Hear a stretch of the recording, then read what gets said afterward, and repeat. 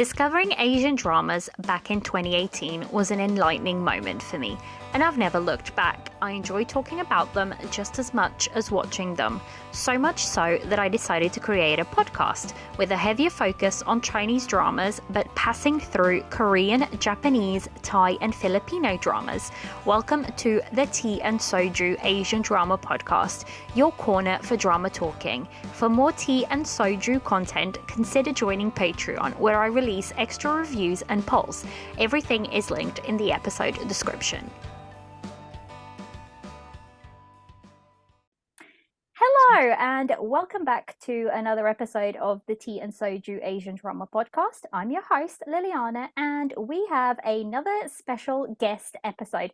And I'm very excited because this week we've got not only one, but two guests on, and they will introduce themselves in just a little bit. So I'm very excited, and I will give them over the floor. So Naz, would you like to go ahead and introduce yourself? Oh, yes. Hello, everyone. My name is Naz, and I am one half of the host of the Seoulsistahs podcast. Thank you so much for having me, or Liliana. I'm so excited. Thank you, thank you, thank you. Very excited. And Ori, would you like to go ahead and introduce yourself? Hola, hello everyone. That's the wrong language for this podcast, but y'all know I'm saying hello. I am also the other half of the Seoulsistahs podcast. So happy to be here. I'm very excited to have you both on because you guys tend to speak a little bit more about K-dramas, but you also watch Chinese dramas, and I thought it'd be very exciting to have you guys on. So let's go ahead and start with some just, questions about your own podcast and all of that. So either one of you can go ahead and answer this one, but what made you want to start a podcast and how did it come about? Like, what's your origin story for your own podcast? Oriel, do you want to start? No, you can start this time. Okay. I feel like I don't start well. Oh, no, don't say that. Okay. Okay, so basically Oriel and I would buddy watch K-dramas all the time. And we would also watch K-dramas that the other person wasn't watching, and then we would for some reason give each other full on recaps of what was going on that week in whatever K-drama we were watching. And we would just have the best conversations about K-dramas. I'd be like, we should have a podcast. I think it was Oriel mentioned it first, and I was just like, yeah, we should. And then it just died. It just nothing happened. And I think basically for a few weeks, it was we're kind of going back and forth, just being like, oh my gosh, yeah, we have our podcast, da-da-da. And I'd be like, oh yeah, that should be our name, da-da-da. But the other person didn't know if the other person was ever serious. So then finally, Oriel was like, yeah, so when do we start our podcast? I was just like, I'm ready when you are. I've been waiting, let's do it. And she was just like, wait, what? You've been serious? And I was like, yeah, I thought you weren't serious. So that's kind of how it came about. And we are just like, yeah, let's do it. And then we immediately just went to work. That was the end of 2021, just really starting to lay the foundations and outlining everything. And here we are now, and it's been so much fun. It definitely is. It's a little bit crazy when you go from making that decision to, yeah, we're going to do this, to then recording that first episode. I remember when I did my very own first episode, and then I hit stop recording at the end, and it felt a little bit surreal. Did I just do that? And then putting it out there, that was the most nerve-wracking bit, is putting that first episode out. And thinking, is it even gonna land? Because I kept thinking, well, if nobody listens, it's fine. At least I get to talk about whatever dramas that I'm loving. So yeah, it's really exciting to get that episode up and running. Yes. So yeah, what is and then I had down, what is your podcast creating journey like? So how do you guys choose, how do you divide the work between the both of you? How do you choose episodes? Because I always find that really fascinating to talk about, because for me personally, obviously there's just me, so I just do whatever the heck I want every week and hope it's okay. But I'm always super curious when there's two hosts, how, what's the process behind it. So yeah. Yes, the good thing about Naz and I is we were having a podcast before we actually had a podcast, if that makes sense. Like we would Yeah. send each other 40-minute long voice memos and voice notes. And every month we would like screen K-dramas we're gonna watch and then decide on the one we're gonna watch. So that's kind of how we do it now in the Mhm. podcast form. Mhm. Even though it's a little bit different, but we will decide which dramas we want to watch from a list of dramas. Right now, currently we've been doing older dramas because we have such a Mhm. backlog of dramas that we watch during that Yes. period before we started podcasting. Mhm. So yeah, usually that's how we watch it. We're very collaborative. It's not like oh, we're gonna do the drama you want to watch this week and Yeah. we're gonna do the drama you want to watch. Yeah. Even though me and Naz's taste in dramas has split a lot over the years, Mhm. usually we just come to a consensus like, okay, which drama are we watching? Which drama are we reviewing? Let's do it from there. Because we kind of are type A people together, we Yeah, think. yeah, yeah. Mhm. So yeah, we kind of do it that way. I think social media is where it gets a little tricky, but as far as the podcasting creating part, it's pretty easy for us Yeah. because we're like, okay, which one are we going to agree to watch? Okay, when we do our notes, what do you have on this? And it's yeah, because me and Naz kind of think the same a lot on all of those Mm. things, but Yeah. yeah. See, Yeah. when it comes to like podcasting for me, that's the easy part because Yeah. I really enjoy just talking. Like sometimes I think, oh, I really don't feel like recording, but once I get it like set up and get to recording, it just kind of flows and it Yeah. feels like Yeah. nice. But the social media part of it is like where I'm just like I get so lost half the time. I'm like, I don't know You what Yeah. do to such a good post. job, You do a though. great You job do on so socials. well. You really Thank do. you. Like with your reels and stuff and like your reposts, like you do Yes. a great job. Oh, thank you. You educate But us. Yeah. well, thank you at least. But yeah, I feel like you were talking about like doing older dramas, and I actually mentioned this to Jess from the day back, and it's the Mhm. same with you guys. I love it when like Korean drama podcasts or Asian drama podcasts in general cover those older dramas because I have a real problem with watching them. Like I just Yeah. there's just something that I just cannot like get into them, and Mhm. then I feel like I don't want to force myself. I did used to, right at the beginning, I used to like almost force myself to watch stuff just because people would say oh, it's a classic, you have to watch it. Mhm. And then it got to the Mhm. point where I was like, I ain't about this, like I can't be doing it. I get it, it's classic. So now I just listen to like your podcast, and like Jess does a lot of the older dramas. I listen to Mhm. that and I'm like, I feel like Oh. I'm good. Like I haven't watched it, but I'm good. I know what it is about. Yes. And so yeah, Yes. I always really appreciate like the older drama reviews Yeah. because I Yeah. just feel like I can watch it without watching it, if that Right. makes That's so sense. true. That's so Right. true. I feel That's like such a we point. did that too before our podcast. Like we will listen to other drama podcasts of shows we haven't watched just to listen to it, and we're like, oh, we watched it. So we watched Yeah, it through the podcast. exactly. Exactly. It's like I think this really cemented itself with me. And this isn't like a really old drama, but this is one of like my most controversial opinions ever on Oh no, Korean I'm scared. dramas. I know, Mhm. right? So you guys know Goblin, the very I Uh-huh. knew famous it. epic. I knew it. I can't do it. I can't. I dropped it. Episode 4. I'm like, I can't do it. And Liliana, okay, I don't want to be that person, but go for please, it. I don't know what your okay, we could talk offline. I don't know what your apprehension is, but I implore you, push forward. Push forward, Right. My please. problem with Like, it, there's various problems that I had with it. Like I watched it up to episode 4 or 5 or something. mhm. And so I feel like for a Korean drama, that's a pretty like fair, amount of episodes Yeah. in Mhm. general. Mhm. Mhm. And Yeah. I'm like, I just can't, I don't, probably another controversial opinion, I cannot get like behind the female lead's character. Like I don't click with her character. There's nothing Yeah. there. And I'm like frustrated or whatever. I'm just watching it. And do you know what it was as well? It was the fact that every single person online was like, you have to watch it, you have to watch it, you have to watch it. And like the more people would say you have to watch it, the more I was like, I don't want to now. I'm not going 'cause to. it's like, Yeah. No, I feel And, that. like I totally get it. It is like one of those classics, and everybody absolutely, like one of my very, very close friends here in the UK, like I've known her for a very long time. She loves Goblin, and this is like an argument we've had for ages, like this back and forth. And she's like, I give up, like just go your own way. But it's just like, it's one of those things that I cannot click with it, and it is one of those dramas that I know if I mention it, a load of people like up in arms, and they'll be like, oh, no.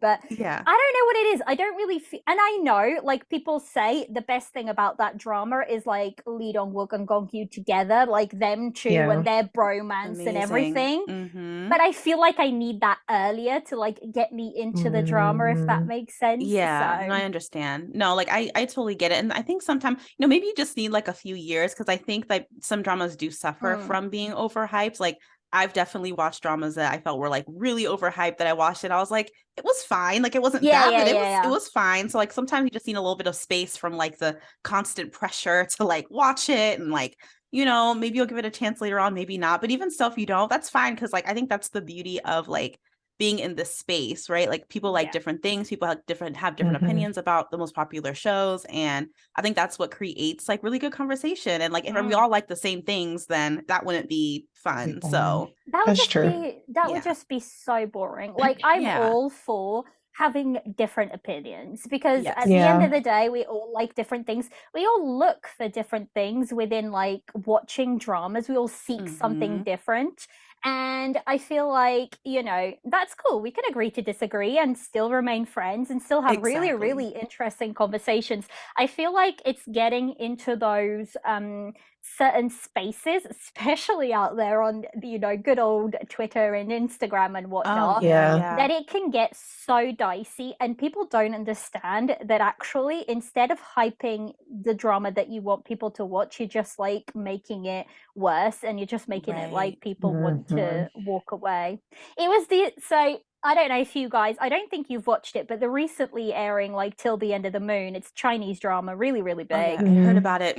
Yeah, that one, for example, it was like you either loved it or you hated it. It was like fan wars constantly, and like, it was pretty bad, like online, in terms of like people talking about it. I loved it. I've done plenty on it. I heard you guys' podcast on it. Yeah, like I loved it. I did. But like I can understand people not enjoying it. But like if somebody just said, oh, I don't like it, and I was like, cool, let's go our separate, that's cool too. Like tell me why you didn't like it, and then we can sort of like have a really good conversation about it, agree to disagree, and like walk our separate ways. It doesn't, it doesn't have to be as you guys have discovered, I go on tangents. Clearly, like it's totally fine. But what you were saying reminded me of like Alchemy of Souls, and how like polarizing it was too. Because either people like were obsessed, like I would give my life for this drama, or like they just like hated it, and like the fan wars online were just insane. I was like, you guys, we're talking about TV here. Like, let's relax. Yeah, I felt that way. I felt that way about another Chinese drama, A New Life Begins. I don't know if you've watched that one. I have.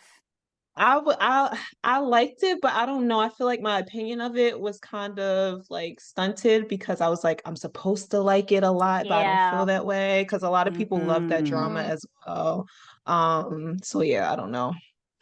I think like a lot of the time it's like there's this, especially I think, not just for everyone, but I think especially for like if you're an Asian drama content creator, there's almost like this pressure sometimes of you have to like what people are liking, because you want to be in the like circle of people, of that excitement to like and it's sometimes it can affect like what you want to watch, and it can affect the way you perceive a drama. So I sometimes just end up like, it's not working for me right now, I need to let it like go. And that actually happened. It was because of Goblin, actually. It was the fact that it was the fact that like I'm supposed to like this, but I'm Mhm. not, and like Mhm. there's this pressure for me to like this, and Right. it just got to the point where I was like, I need to let it go. Like I can't do it. It's Yeah. because I feel like the drama is going to suffer, and your opinion of the drama is going to suffer because you feel Absolutely. like you need to like it, even though you Yeah. probably don't. So Yeah. And no, like, yeah, we watch these dramas for fun, right? They make us exactly. happy. So if you're not liking it, then it's like, why torture yourself just because it's the popular drama and everybody's watching it? You want to be part of the conversation. Like, we're supposed to be having fun. So, you know. Yeah. So there you go, guys. You've had a little bit of insight into what it's like to create podcasts sometimes.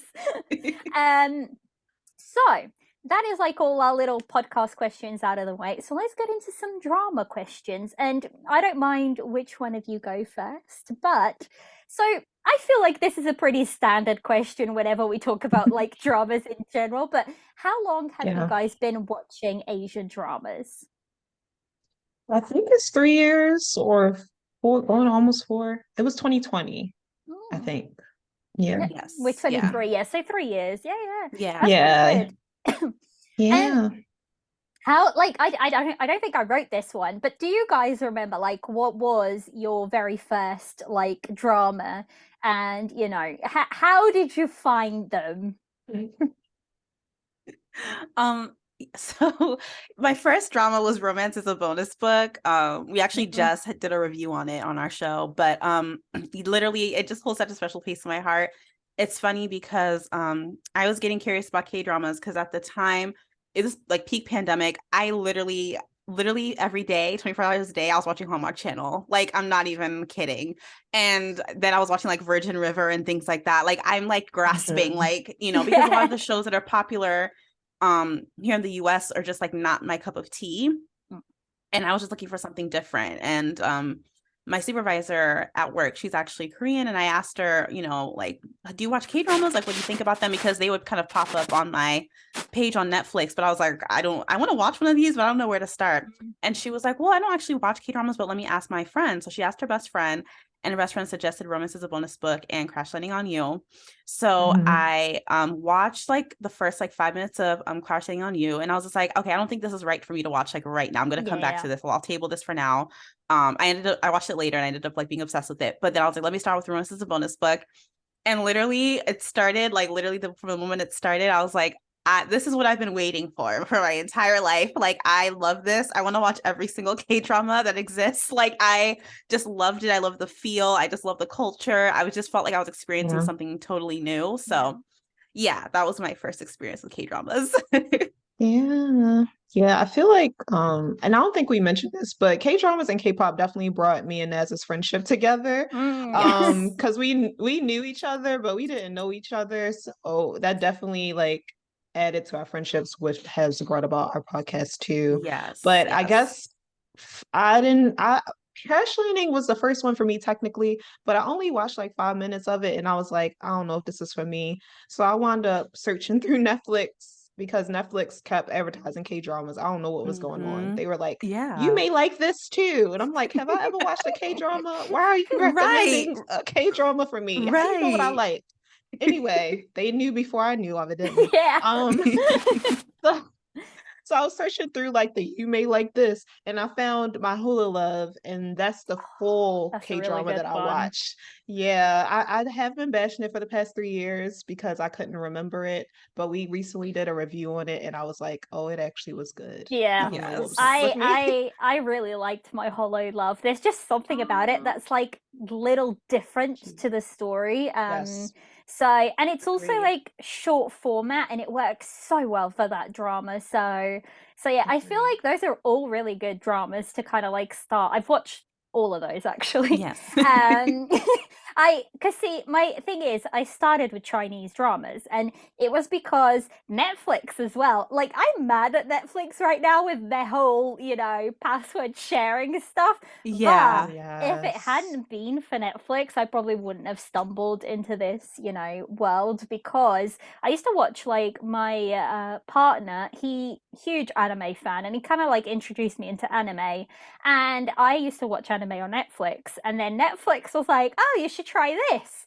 And it was like a Chinese drama called Ashes of Love, 63 episodes. Mhm. And I like, Wow. I know, Yes. I was like, see, this is why now when like dramas are like really long, I'm like, like I started Yeah. with 63 episodes, like this Yeah. is nothing.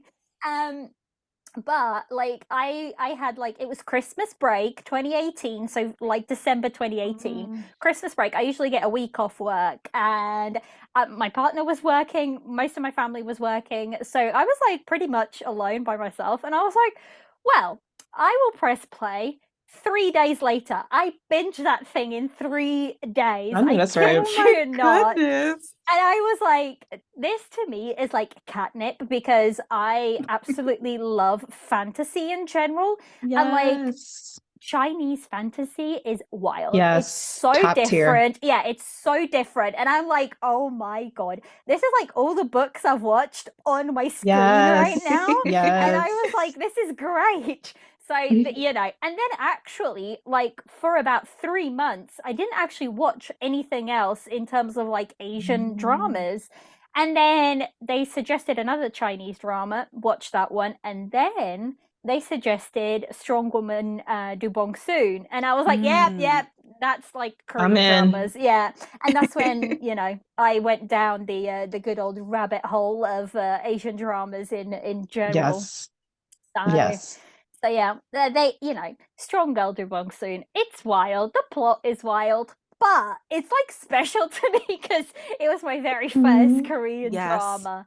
So I think like whenever it's your first drama, you kind of like hold like a little special place for it, no matter what. Like with Ashes of Love, for me, that's like I know that's not the best drama out there, but to me, it's like special because it's your first one. Like it's, you Yeah. know, you're always going to have a little soft spot for it. I'm I actually, agree. I want to rewatch it, but I'm also like petrified of rewatching it and like it not being like as Liking it. good as I remember. Yeah. Mm-hmm. This is why I have like a real fear of like rewatching any of my favorite dramas, because I feel like, what if it isn't as good as I remember it being? Like, and then it's, you know, you get a little like, I get a little bit sad to think, well, it might not go, you know, down that way. So Right. Yeah. let's see. What another question I've got for you guys is, what kind of genre do you enjoy watching the most? Because I feel like both of you have different styles in like what you prefer in dramas. So I always feel it's quite interesting to see, you know, what genres do you sort of gravitate towards the most? Yeah, so historicals is the top one. I feel like that ventures into anything I'm watching, any Asian drama, any regular drama. Like I love historicals and also like rom-com because sometimes I want to laugh. Yeah. I want to laugh and swoon. Yeah, So those are the ones. But yeah, I feel like that. I don't know if you feel the same way, Liliana, with just regular TV shows or movies you watch, but I feel like my taste transfers over everywhere. I didn't think it would, but it does. So yeah, for me personally, like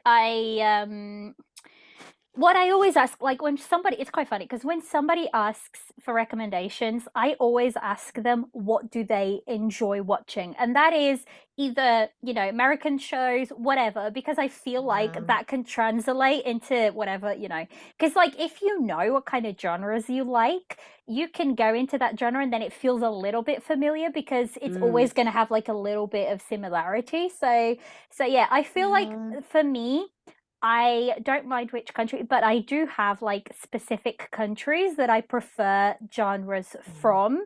So, like, what I mean by that is if I want a youth drama, then I'm going to China. Like, China does youth dramas really, really well. If I want something like a really, really good, like, found family, I would tend to go to Korean dramas, but I feel like that's been lacking a little bit lately. Yeah.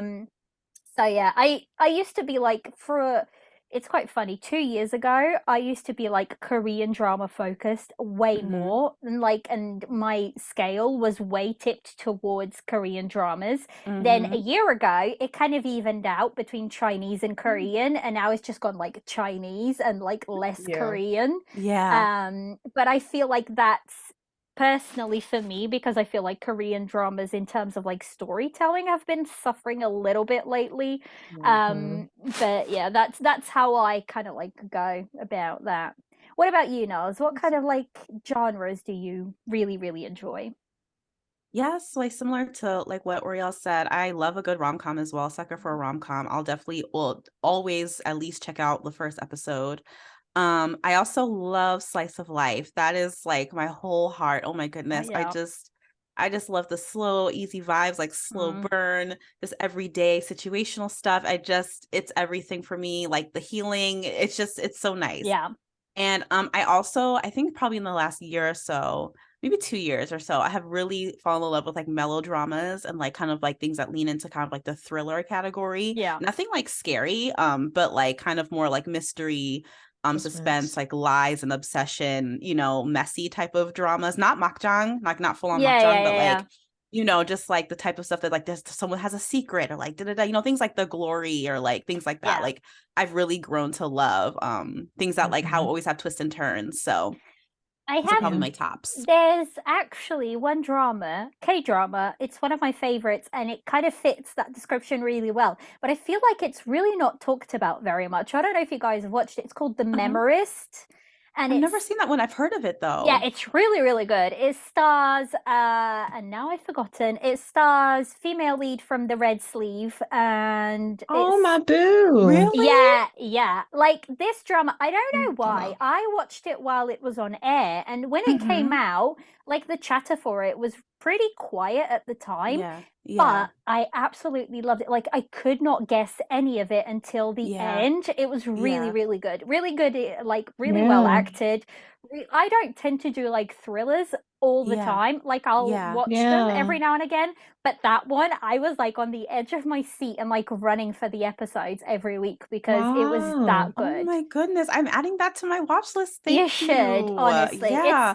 Because I feel like it's one of those that I feel like it's really good, but it just feels like not a lot of people like have talked about it. And the cast is like really, really good. I just want to see, because I know the male lead is also really, really quite popular. So I'm just like looking it up because I'm having one of those moments where I'm blanking. Like I have to find it. On, no, but like you found it. Male lead is Yoo Song Ho, so also the same guy that did I Am Not a Robot. Oh yes, okay. Oh, okay, definitely adding this to my list. Oh, thank you so much. Yeah, female lead is Lee Se-young. So they are. It's kind of like a thriller, but there's a little bit of like also like a fantasy bit behind it because he has like a special ability. There's this big like plot behind it, so it's really, really good. Like I really enjoyed it. Oh my gosh, I can't wait to watch it. Yeah. It's one of those that I feel like lots of people would have. I think it's probably because when it came out, it wasn't like readily available anywhere. So people kind of like, ignored it, but like because it wasn't available, people weren't watching it. And then by the time it became available, like not many people had gone and checked it out. But definitely one of those that I definitely recommend within that genre that is like just really, really fun to watch. Thank you so much. You're welcome. See, I rarely talk about Korean dramas in like my podcast. People I think like a lot of my listeners tend to think that, I do watch a little bit of Korean dramas here and there, but actually if I were to like put my list to the test, it would actually, I think, be pretty even when it comes to like Korean and Chinese dramas, because I used for a full year, I just watched Korean dramas. Like I didn't even touch Chinese dramas. So I put a lot of Korean dramas under my belt, and then I don't talk about them. So whenever I have guests, I'm always like, let's talk Korean dramas. I don't mind because I don't get to talk about them that much on the on the podcast. Now we feel the opposite because we don't talk about Chinese dramas a lot. So now we're like, we can talk about Chinese dramas. Right. Yeah. It was quite funny because I was on Lola's podcast and she was like, talk about all the Chinese dramas you watch. So I was like, that's cool. I don't mind either. So yeah, I feel like it's whenever I have guests, I'm like, let's talk, I don't mind. Let's talk a little bit about Korea. Let's talk about Chinese. And then like whenever I go over, I just did like it just came out, so Till the End of the Moon with Jess from the day back. That's Chinese, but me and Jess always have like a really fun time talking about like xianxas in general. So I feel like that's just become a thing now. Yes. I really enjoyed the episode. I listened to part 1, even though I don't know anything about the drama, but I just like listened to you guys' conversation, which was really fun though. We had so much fun. Like I feel like honestly, we sat down and we recorded for like 3.5 hours straight. And then Jess by the end was like, I think we've been here a while. And I was like, oh, and then it's like you're looking at the time and I was like, oh, we have been here for a while. But I think like all three of us, like Caitlin, Jess and I had just loved that drama so much. And there's so much to like sink your teeth into in that drama. That it's just, it was wild. You could talk about like all sorts of things. And I feel like I had done a podcast review. Like I did 3 podcast reviews for my own podcast.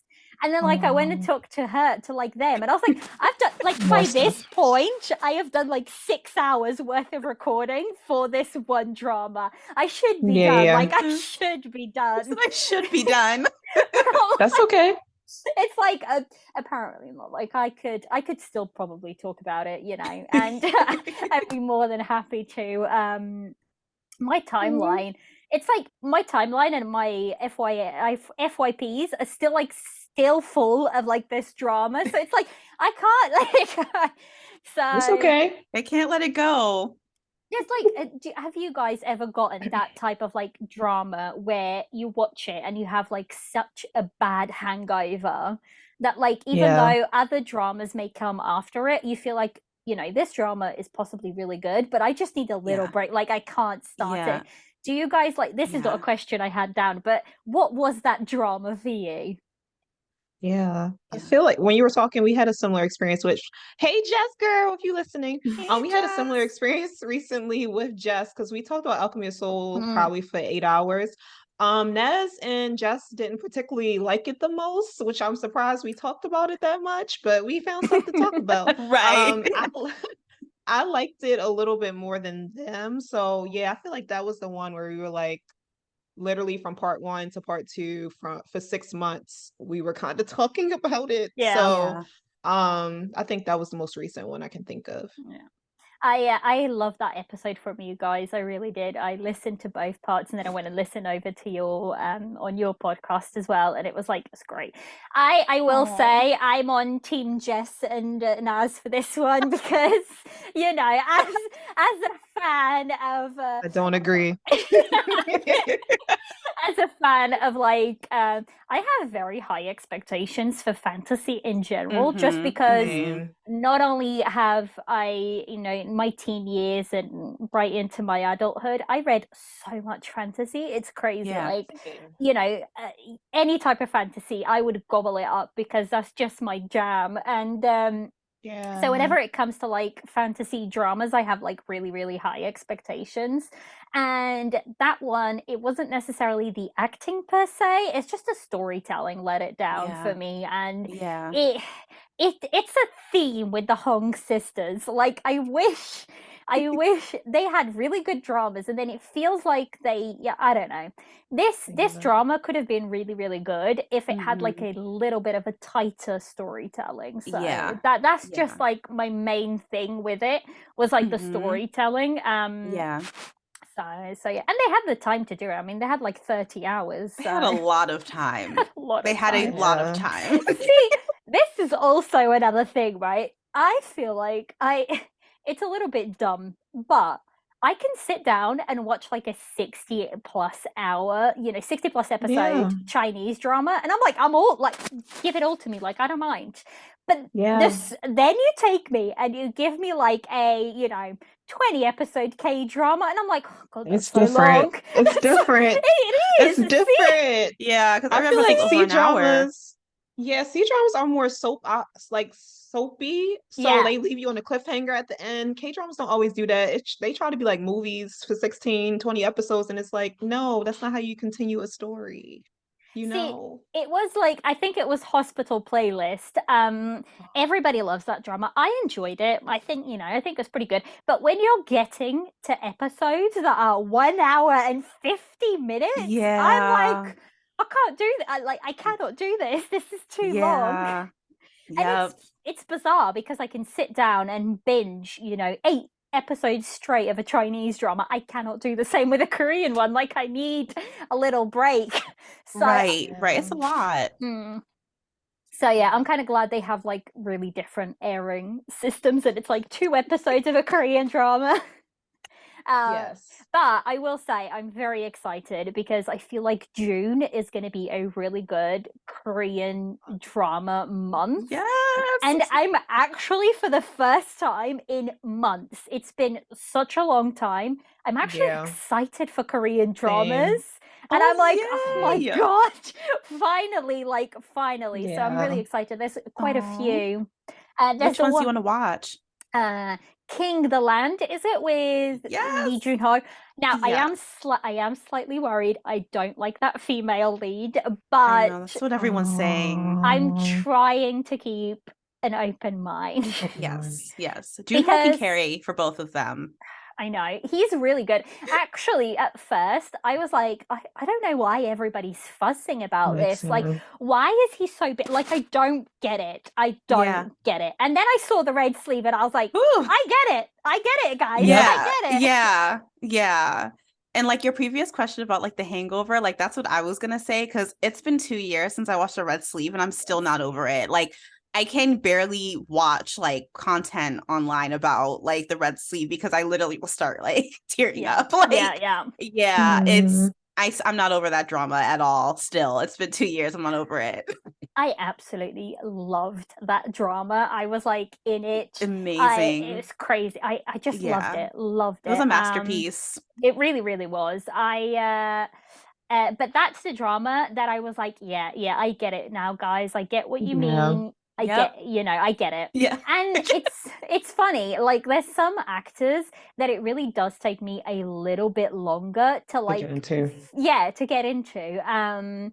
So yeah, he was definitely one of those actors where I was like, oh, okay now. So I'm really excited about that one, and I'm really excited about the one with Taekyeon that comes out at the end of the month. Heartbeat. Yes, I'm excited about that one. Although I'm also like confused because the promo they're putting out is confusing as heck. It is. I feel like they're trying to give you a funny drama and then they're trying to give you a more serious. And I'm like, I'm hoping they strike that balance right, because if not, it's gonna like, it's gonna go downhill. Yes. From there. So, but I am very excited about both of those. I really, really am. Which is I'm just excited in general because I haven't been, looking forward to Korean dramas for a while. So yeah. How long has it been since you watched like a currently airing one? Like, I'm watching one now. I'm watching like it's like a weekender, so it's called The Real Has Come. Okay. I've heard about that one. I'm frustrated half the time while I'm watching it. Yes.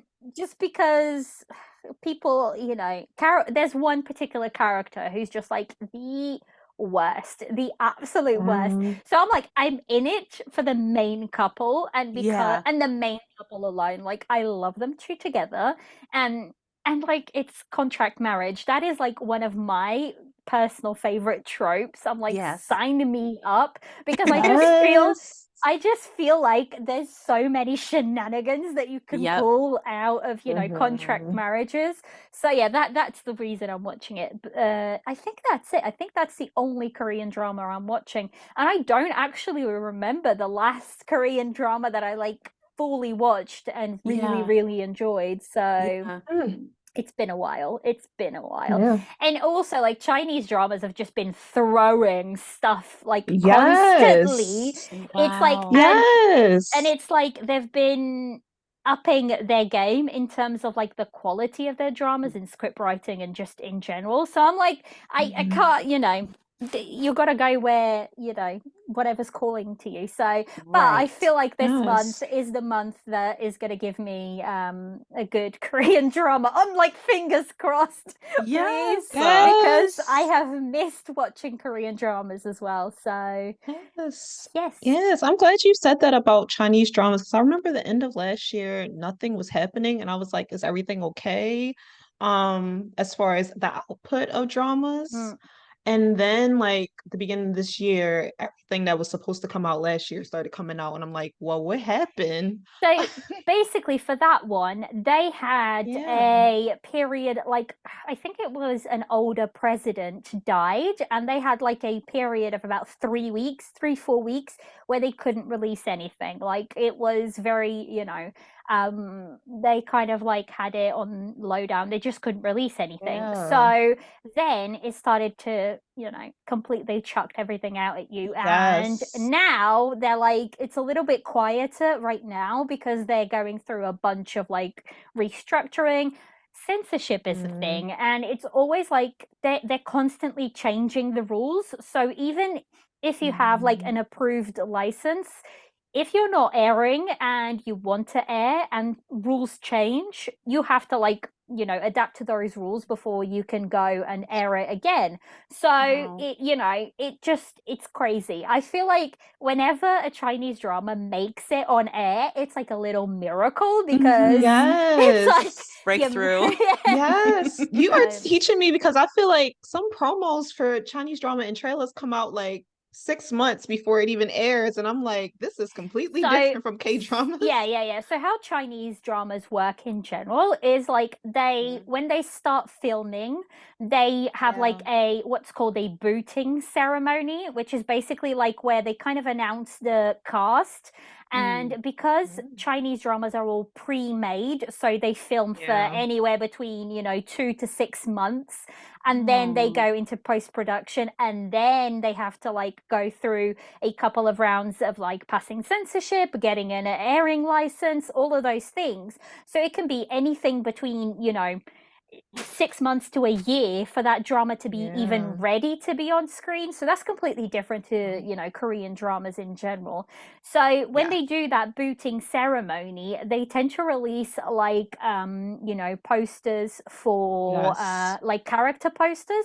It's just to get like people talking about the drama and to get people excited for the drama, because then people tend to follow that drama from like booting all the way into actually airing. So they keep like giving you little materials, whether that be, so they have like Chinese Valentine's Day, which is like the 20th of May, and it's called that because if you sound out the numbers, it sounds like I love you. So they call it like Chinese Valentine's Day. So they release posters for that, for example, or any like special events or special things, they'll release new posters, and it's literally just to keep people interested until the drama airs. So yeah, there's always like stuff coming out, but like coming soon in Chinese dramas can mean anything between it's airing right now to it's gonna air in 5 years time. Like it's wild. It's wild. So I could not do that. Like I love like K-dramas have like I literally know like what's coming out like at the beginning of every month. Like I know exactly when everything is coming out. Like yes, sometimes there's little changes, but like even like there are dramas that are coming out like this year that like I knew that were coming out since like 2021. Like so it's just like I need a schedule, especially because my watching is like so chaotic. Like I'm always watching like 5 things at the same time. It's like I need like a schedule. So like the whole like, okay, it's out now. And I'm like, whoa, like I wasn't ready. Like I feel like I would just be in chaos all the time. Chinese dramas like living on the edge, and they like the viewers to live on the edge as well, clearly. So and I think like with them, it's the constant, changing of rules, but also if there's like, I think Chinese people in China are a lot more like rigorous on their stars. So if anything happens to any of their stars, like those dramas get pushed back. They're not gonna air. Like they very Wow. quickly cancel people. It's like it's really, really hard. So Wow. what I mean is when this is why I always say, guys, just be thankful that if a drama made it on air, it's like it is a little bit of a miracle, because to get that drama on air, they've gone through, you know, battlefield after battlefield. So yeah, Chinese dramas are like wild when it comes to, you know, all the censorship and all the rules. I mean, there's rules. One rule is like men can't be too feminine on screen, otherwise that doesn't fly with censorship. So that's like it's intense. It's intense. So yeah, that's why, you know, you just never know. Like they'll airdrop. There's been times where I've been waiting for a drama and they've literally airdropped the whole drama in one day in one go, and they're like, "Here, have it." And I'm like, "What?" Oh my goodness. Like, well, I guess it's here. So, like, here, have it. It's crazy. It's crazy. It really is. My goodness. Yeah. Yes. Chinese like drama fans are always living on the edge, because we're like, we might be, you know, we might be watching one thing and then the next day we have 3 more things. There was like, it was literally, there was 3 dramas that I was interested in and they hadn't been announced, and then all of a sudden all 3 of them came out on the same day, and I was like, well, great, that's great. Yes, that's what I was gonna say. Like The Legend of Changzi, and I even talked to you about this. Like August, I was seeing stuff about it last year, and I'm like, oh, by the end of December it'll come out, and it didn't come out until I saw you post about it, and you were like, oh yeah, episodes are out, and I'm like, when did they come out? What do you mean? It said 2022, 2023. What's going on? No, I never, unless it's I always say this, unless you're pressing play on the episode, don't trust the dates, because it has happened. I think it was 2 years ago, last year, either last year or the year before, the Oath of Love with Yang Zi and Xiao Zhan. That came out, they gave you a date, that date got cancelled, got postponed with no new date, and then they literally said, here's the drama, and they started airing it like 2 weeks later, and I'm like, well, okay. Oh my goodness. It is quite wild. I used to like do I really wanted to do what's coming up in like Chinese drama land for like the podcast. I can't do it. There's just no way. Like I tried it for 2 months, but there's just no way, because first of all, if they give you a date for a Chinese drama that's like more than 2 weeks away, don't trust it, because it's probably not going to come. Gosh. Wow. So I'm like, I can't do it because it's just crazy. And they tend to give you dates like, you know, probably within 2 days. They'll be like, it's going to air in 2 days' time. And then it's just like, well, there's nothing I can do with this. So. Oh my goodness. And it's like opposed to like people, I think, I think there's like 10 or 12 K-dramas coming out in June. I know it's like, right, so people are like, oh my god, there's so many K-dramas. I mean, for Chinese dramas, it can be anything between 15 to 20 to 30 dramas in a month.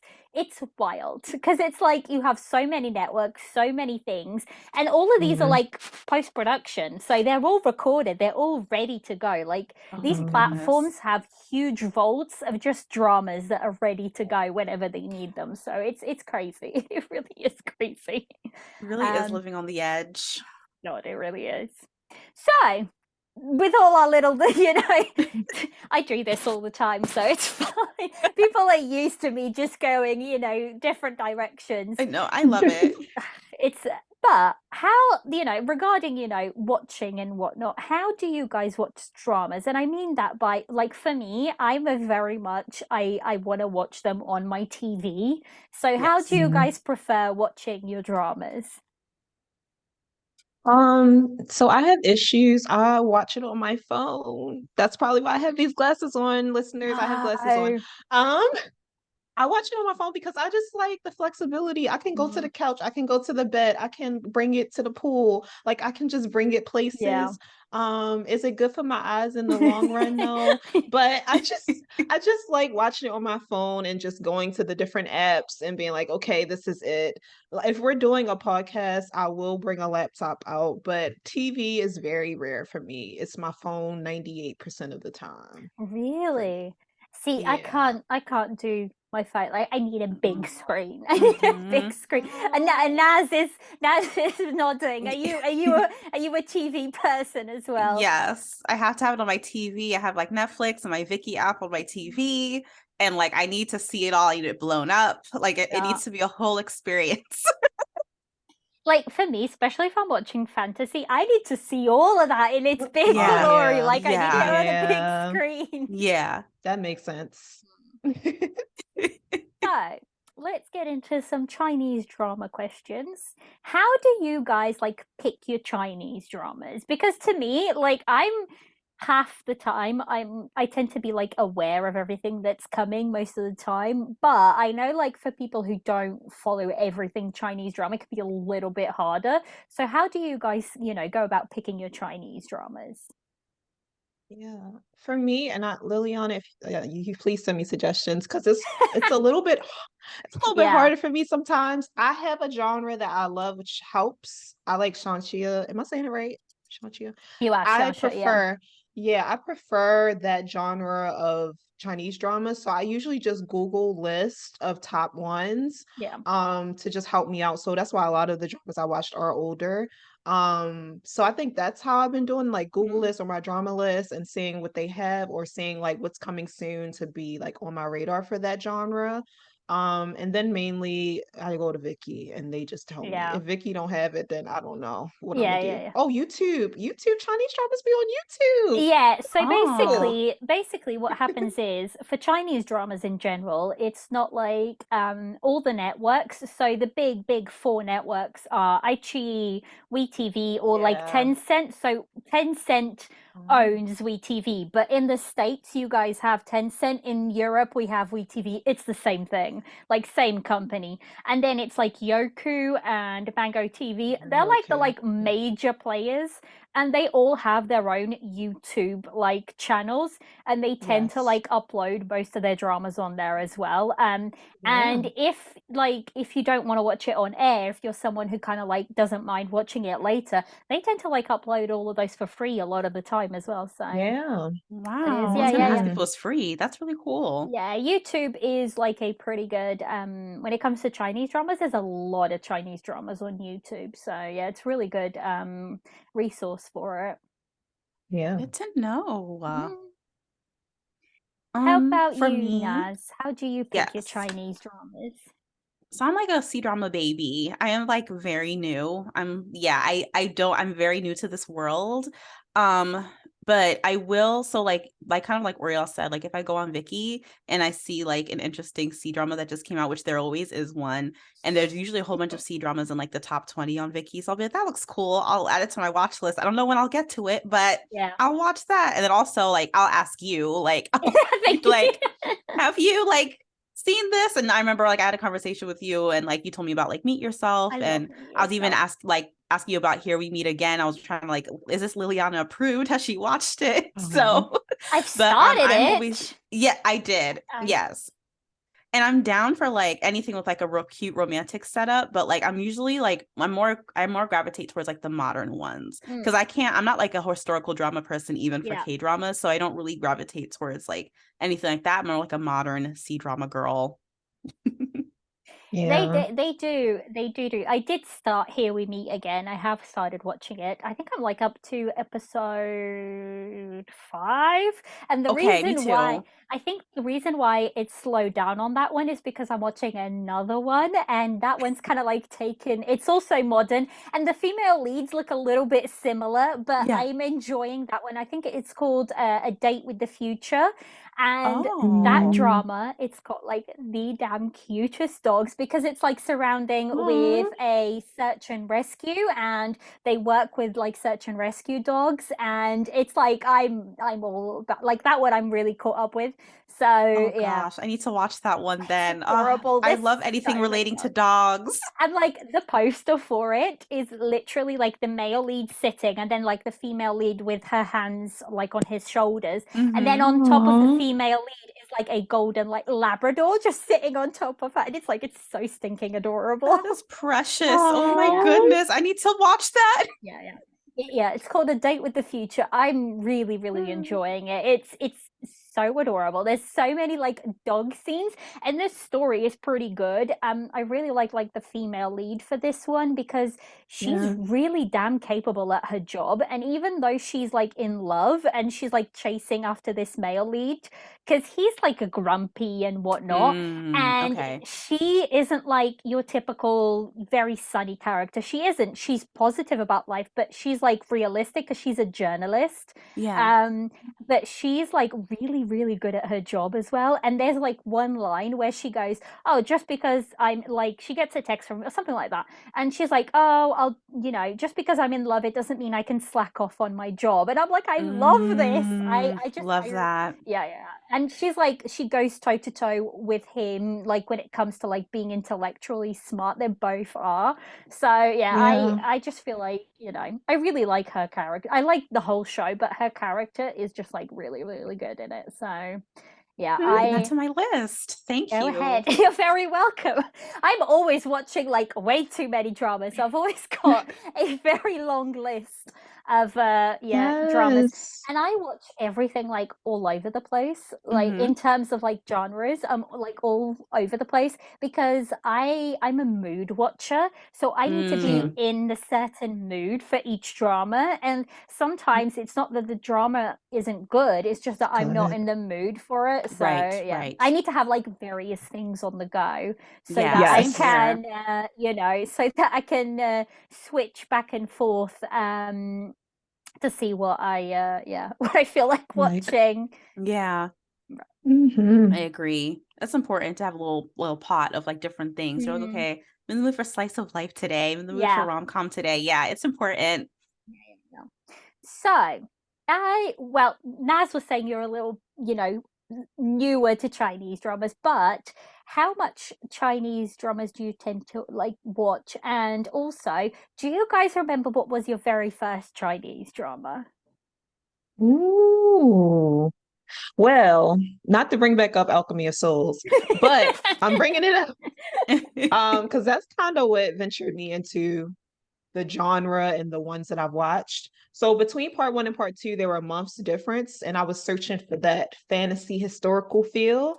So I wound up watching Eternal Love on Netflix. I don't know how I Hang on, got there. Eternal Love? Do you mean Eternal Love, or do you mean like 10 Miles of Peach Blossoms? 10 Miles of Peach Yeah, Blossoms. because Yes. so I know there's yeah, there yeah. is two. There is two. And the thing is, the only difference in the title is like the.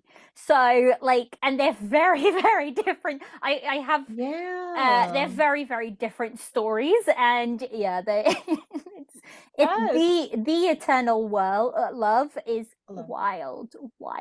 It's wild a story. So I've watched all 3 seasons, but it is wild of a story. Yes. 10 Miles Yes. of Peach Blossoms, I got told off by Jess and Caitlin because I haven't watched it. I know. What? I got told off. I did. I don't want to bring this up because you said in the beginning you don't want to be told to watch stuff. No. I would think like you, that is like one of the top. So basically what happens is Jess, when we went through all of this, she's like, how have you not watched 10 Miles of Peach Blossoms? So basically, Yeah. I started watching it, and I think I got to episode 4 or 5, and I was like, I am not getting into this. Like, what is happening? It's not clicking for me. But I did say it's not like it's one of those where I said I will go back to it eventually and just kind of like give it more episodes because it's such a long xianxia. It needs at least 12 episodes for you to figure out if it's going to be a drama for you or not. So I was like, right, maybe I'm just not in the right mood. So I'll come back to it. And then I just ended up never going back to it. But it is on my list because Jess was like, you have to watch this. So I sort of said to her, right, we'll watch it. I'll watch it with me, and then we might record a pod on it. And she's like, yeah, I'll do it. So, I love that. it's I love coming. that. It's coming. Caitlin, Yes. I think it's going to be like a reunion of the three of us from I the love till the end of the it. mood episode. But that is on the list. Yes. It's definitely coming. Oh, that's I exciting. love Excited. it. Yeah, that was my first Chinese drama, and I was like, wow, I have been missing out. What is going on? So yeah, that was my first one, and those are the ones I tend to like draw near to. Like you were talking about earlier, if it's not over 40 episodes, personally for me, if it's not 40 episodes in a Chinese drama, I'm not gonna watch it. Yeah. If I look at the episode count, I'm like, okay, this is over 40, I'm gonna watch it. Yeah. I think So yeah. unfortunately now they can't be over 40 because there's like I know. yeah, there's a new rule that they've passed, and basically they passed this rule technically last year, and they said dramas can't be over 40 episodes.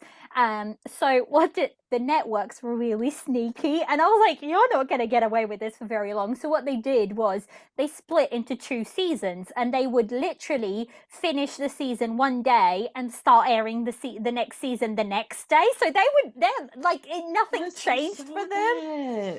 Nothing changed for them except that yes, they would air it back to back. So there would be like no pause, nothing. yes. So people were like, oh, this is great. Not, this is a dumb rule because they've just got. Yes. And people are like, they're not going to be getting away with this for very long. So this year they were like, yeah, it's either 40 episodes or it needs to be split into 2, but the 2 seasons can't be aired like within 6 months of each other. So if you have a season 1, you can have that season 1, but this part 2 can't air like it needs to be at least 6 months apart. So yeah, but episodes now can go up to an hour. So they used to be around 40 minutes. 40 minutes. Yeah, but now they're like almost up to an hour. So that's the difference. Do they have a why for why they don't want it to be 60 episodes? No. Well, Chinese dramas a lot of the time they just don't, I don't get censorship. I really want to do. I've actually got 2 friends of mine who they speak, one's from Hong Kong, one's from China, but they are both like British Chinese, and I actually want to do an episode on censorship with them because I don't know, it's really hard for me like as an international person to touch on censorship in general because it's really hard for us to like go in and get that information like clearly, but for them it's a little bit easier because they have access to the language and everything. So I actually really want to do an episode with them because I feel like it's something that people know their censorship, but like they don't quite know like to what extent it goes. And it's crazy because it can be anything like you can't have aliens in your drama or you can't have fairies in your dramas or whatever it may be. It's like, it's silly sometimes. Yeah. But I don't know. A lot of the time it's just like they feel like a particular way about, something and they don't allow it. And then like 6 months later, oh, it's fine now. You can use them now. It's crazy. It's like, we can do an episode right now and like what we say about censorship right now tomorrow might not be, all of it might be wrong again. So that's why it's really hard to like pick on it. But we definitely I definitely want to try. It's something that I have in the works where I want to try and like at least pick at the main things about it. Like for example, BL, you can't do BL at all. Like that is a no-go. Like you can have they call it like a bromance. It's not bromance. Like it's clearly not bromance, but to them there's like you will never see, well, I say never. Right now, like as the rules stand, you will never see like 2 men kissing on screen in a Chinese drama. Like it's just not the done thing. So it is like a constant change. But yeah. Yes. Can you make that a series if you do decide to do it and do it like a couple times a year or something? Yeah, Because I would yeah. love to hear Oh, that and get actually, that's a I really updates. love I good don't that. know. idea. Sounds really, really interesting. Just like all the different aspects of like C-dramas and like, Wild. yeah, that would be really cool. It is wild. I think it's like it's really important. Like it's one of those things that especially if people are coming like from Korean dramas into Chinese dramas, it's so different. It's like night and day, you know, they're Yeah. very different. And I feel like a lot of the time, like they might know that censorship is there, but like sometimes people look at a story, like a Chinese story, and they'll think, oh god, that makes no sense, why does it end like that? And sometimes Mm-hmm. it is the pure fact that to get that past censorship, that's what they had to do Had to to you know, yeah. Mm. So there's like a really famous one, and it's called One and Only and Forever and Ever, and it's like Yeah. basically that book. The story of it is that there's a couple and they meet in modern times, and the female lead, she Yep. remembers all of her past lives. Mm-hmm. And in one of the past lives they had a really tragic story together, but like the past life in the book is only like a couple of chapters, but they don't allow like reincarnation within like dramas. So what they did Oh. is the screenwriter for that drama was the original author of the books, so she literally grabbed that historical part, made it into a full drama, which is One and Only, and then Mm-hmm. like grabbed the modern part and made it into Forever and Me too. Ever. And it's technically like two dramas, but it isn't, because Yes. there's so many Wow. Yes. yeah. I saw that on Viki and they were like, yeah, you have to watch One and Only first, Mm. or you don't have to watch it first. You definitely have to watch it. Like you definitely have to Yeah. watch One and Only first, and then Forever and Ever, because there's so many like little things that link the two together. Like for example, the female lead, like Forever and Ever, is like the modern part of the story, and she's a like voice actress, she's a dubber, she dubs dramas, and she is like the opening scene of Forever and Ever, she's dubbing the ending scene of One and Only, and it's like it's so well done. Like there's so many like little things that link the two dramas together, and it just works so well. But I think it worked really well because they got the author to do the screen, play for Yes. it. So That's she the knew key. those characters inside out. She knew that story inside Yes. out. So she was able to do a really, really good job. But I feel like sometimes censorship, like I would rather people, they just be able to do whatever the heck they wanted. But I feel like sometimes it can make people like be creative in a way that works. Like for this drama, it really did work, like how they did it. Yeah. That sounds brilliant. Yeah, it's really, really good. It's one of my top like favorite ones. So I watch that one. yeah. So how I don't even know what question we're on anymore. So this is great. Yeah, we were going through our first dramas. I don't know if Nez went and said her Nez. first drama. Yeah. What was your first Chinese drama? Do you remember? Chinese drama? Yes, my first one was I have not finished it yet. I haven't finished any of them. But I couldn't sleep, and I just randomly turned on Go Ahead, and I watched like binged 4 episodes of Go Ahead, and I was like, this is incredible. I was like, and it's, you guys know I love slice of life, so yeah.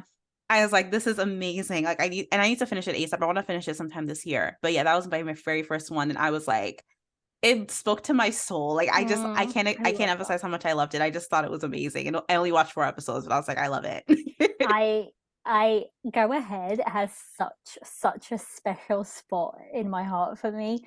Not only did it bring, so actually very good friend of mine, I didn't know her before at all, and we kind of connected because we were talking about Go Ahead on Twitter, the both of us, and we kind of like, and now we've been friends ever since. But it's like it's one of those dramas that I then like created Discord server and whatnot, and a lot of people in there hadn't really watched Chinese dramas, and I said watch Go Ahead, and we did like a watch party of sorts, and everybody like was watching it, and it is the drama that got loads of people in that server to start watching Chinese dramas. So it's like it's got a soft spot for me, that drama does, because it's it's brought like a lot of people into the fold, so to speak. Yeah. Oh yeah, so it's just so nice. I love found family. So it's just like it was great. It's great. I need to finish it. will never have, well, I have never come across such a good dad as like the dad in that drama. He's like so caring, so lovable. Like he's like one of the best drama dads that I've come across. So every the most time, precious human. yeah, every time I come across him like the actor in other dramas, he's just like been dubbed as Noodle Dad, and I'm like, yeah, oh, yeah, no, it's Noodle Dad. So Noodle Dad. yeah, because he owns like a noodle shop. So yes, I love. Yes, like, that's his love language. It's like he cooks for people and he cooks for his kids. So that's like his love language towards his kids. Like if they're feeling bad, he'll cook them something and like he'll sit down and listen to them. And it's like I just love it. Like I think for me, Chinese dramas do like these types of stories really, really well, where they do like you go from the kids to the like teenage years to then to the adult, like youth dramas, but like you know, whole story. It's like one of my favorite genres from them to watch. Yeah, so good, so good. So I've got another question down here, and that is, what do you guys think? And I think we've touched on this a little bit, but what do you guys think are some of the weaknesses that can put people off from like Chinese dramas? Yeah, definitely. I've heard some people say they don't like this, but I love it. I just want to put that out. The flying, the mystical things, the CGI or lack of CGI or something. But I love it. I like the theatrics personally. But I know a lot of people are just like, what's going on with the wigs? What are the flying? Why they keep flipping the wig, the men flipping the wig hair, or why are they flying and doing all of that? But I love it. I love all of it. Give me the theatrics. I love it. I think like a lot of it, like especially when you see all of those like fighting scenes and whatnot, they tend to be so xianxia in general comes like from Chinese mythology. That's why it's like super unique to China, because it's all rooted in like their mythology.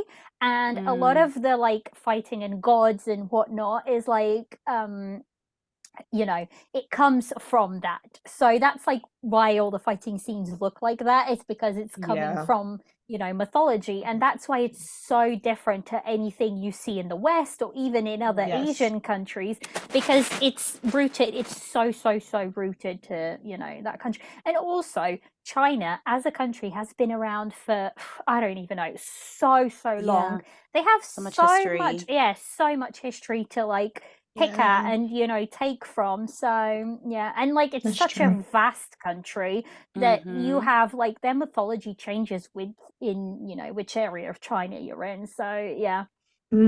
I that's one of the common ones I also hear. It's like that, and like the episode length and whatnot. And I always say, look, most Korean dramas nowadays are 1 hour, 1 hour 10 per episode. Chinese drama tends to sit around about 40 minutes, and that's like with the ending credits and the, you know, the beginning credits. So if you take that, you're sitting about 35 minutes an episode. So it's almost like one, you know, Korean episode is like 2 Chinese episodes. So that's like how I try to explain it. So yeah.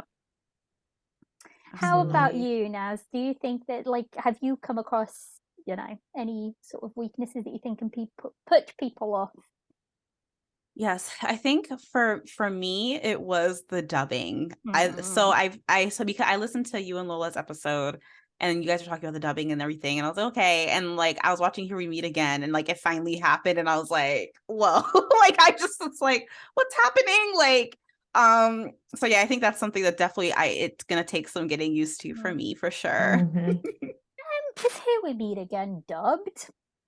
I can't There's remember, some aspects actually. of there was one character that always he's dubbed every now and again. I don't think the mains have been dubbed. No, I don't think they have. But there are some background characters that were dubbed. See, so basically what happens is because of, you know, of all the dialogues and whatnot that people tend to get dubbed, but actually modern dramas don't tend to get dubbed as much nowadays.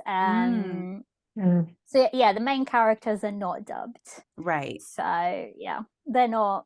what may happen is that like sometimes the audio is just not usable, so they will go in and kind of like dub themselves. But like modern dramas, they don't tend to be dubbed by, you know, voice actors anymore. They tend to be people's a lot of the time tends to be like on set, because you can control the audio. Like if you're in the, Right. especially like for office stuff, you can Yeah. control the audio really, really well. But if you go to like historicals or xianxia or anything like that, they all tend to be recorded in this like huge place in China, which is Yeah. like 10, it's got like 10 studios, which means there can be sometimes 3, 4, 5 dramas all being recorded at the same time. And it's just, Right. yeah, it's So just noisy. impossible, yeah, to get like the audio correct. So, and also if they're going to be doing a historical, they need to be like slightly more accurate. So they need to be like have a certain, you know, tone and whatnot. I don't know. Right, But right. I think it's because like China in general is just so much more rigorous than, you know, Korean dramas or other Asian places. But yeah, I think the dubbing, if it's done well, you won't even like perceive it that it's there. I think I notice a lot more because I've watched so much of it, like so many dramas. You get used to the voices and you're like, oh yeah, I know that voice and that is not that actress's voice. Because like if you watch like the behind the scenes and if you like an actress, you kind of get used to like their, you know, what they're saying and their voice and whatnot, and then you're like, I know that's not that actress's real voice. So yeah, that's definitely one of the things that, you know, you sort of have to overcome a little bit. But yeah, it is becoming better and better. I think a lot more like actors and actresses are just dubbing themselves. Oh, well, that's good. So yeah, it is changing slightly. With historicals and xianxias, I don't see that changing anytime soon. But with modern dramas, they tend to like do a lot more like on set and like actors doing their own voices nowadays. Okay, well, that's great to know. Thank you for that information, because I didn't know that, so that's good to know. So, one other question: what do you think is the biggest difference between countries in terms of dramas? Like, what coming into Chinese drama, especially like for you guys from Korean dramas, what did you think was like the biggest thing? And that, you know, might be the dubbing or whatnot, but what did you guys think was like the biggest difference? As you go first. Okay. Well, since I've basically just stuck to moderns so far, I think like, I guess like I don't want to say quality, because I don't think the C dramas are like of poor quality. I think it's just different. It's just different. And also I guess tropes, and it kind of segues into a question, but do you like, what are some tropes that are like unique to C dramas? So anything within xianxia, that will be very, very unique to Chinese dramas, because that's just, you know, something that you won't necessarily see anywhere else. I mean, you can have similarities within like Asian countries for fantasy, but xianxia is very, very like unique. Wuxia is another genre which is like very unique, which is like this fighting style. It's kind of like a historical, but it tends to be centered about like a pugilistic world sort of thing. So that's very, very Chinese. That's very, you know, it's taken from, you know, Tao and Taoism instruction, like scripts and stuff like that. So that's very unique to them, which is like but I will say, I was talking to somebody about this, and so wuxia used to be really, really big back in, I think they were saying in the 90s and whatnot. And it's where, do you guys know Michelle, is it Michelle Yeoh? She's just she started off with wuxia dramas. That was like not dramas but movies, and it used to be like huge thing. But wuxia now is nowhere near as good as it used to be, because people don't do like their fighting quite as well as, you know, they don't do their stunts a lot of the time. So yeah, but that's like wuxia is something that's very, very unique to Chinese. dramas. But I think like apart from that, when you like then cross over into modern, I think a lot of the Yeah. tropes are something that you can find in Korean dramas as well. So stuff like, you know, Okay. contract marriages or, you Right. know, that sort of thing. I think it's something that there's always crossover between countries in general. But if we Okay. were to say, and also when it comes to like historical dramas, I think in Chinese dramas for historical, they tend to be a lot more rooted in like their own history a lot of the time, as Okay. opposed to be made up because there's so much history to like Yeah. choose from. So Right. Korea is like a pretty it has like a lot less history in terms, you know, of just how long they've been around compared Yeah. to, you know, China. So yeah. That I think like if we were to find a lot more of the differences, I think you'd probably be talking about historical dramas, wuxia and xianxia. Those are the three where you'd find like the biggest. That's like very, very unique to China, I think.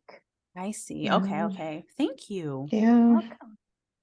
I So also think, go oh, for sorry. it. No, go for it. Go.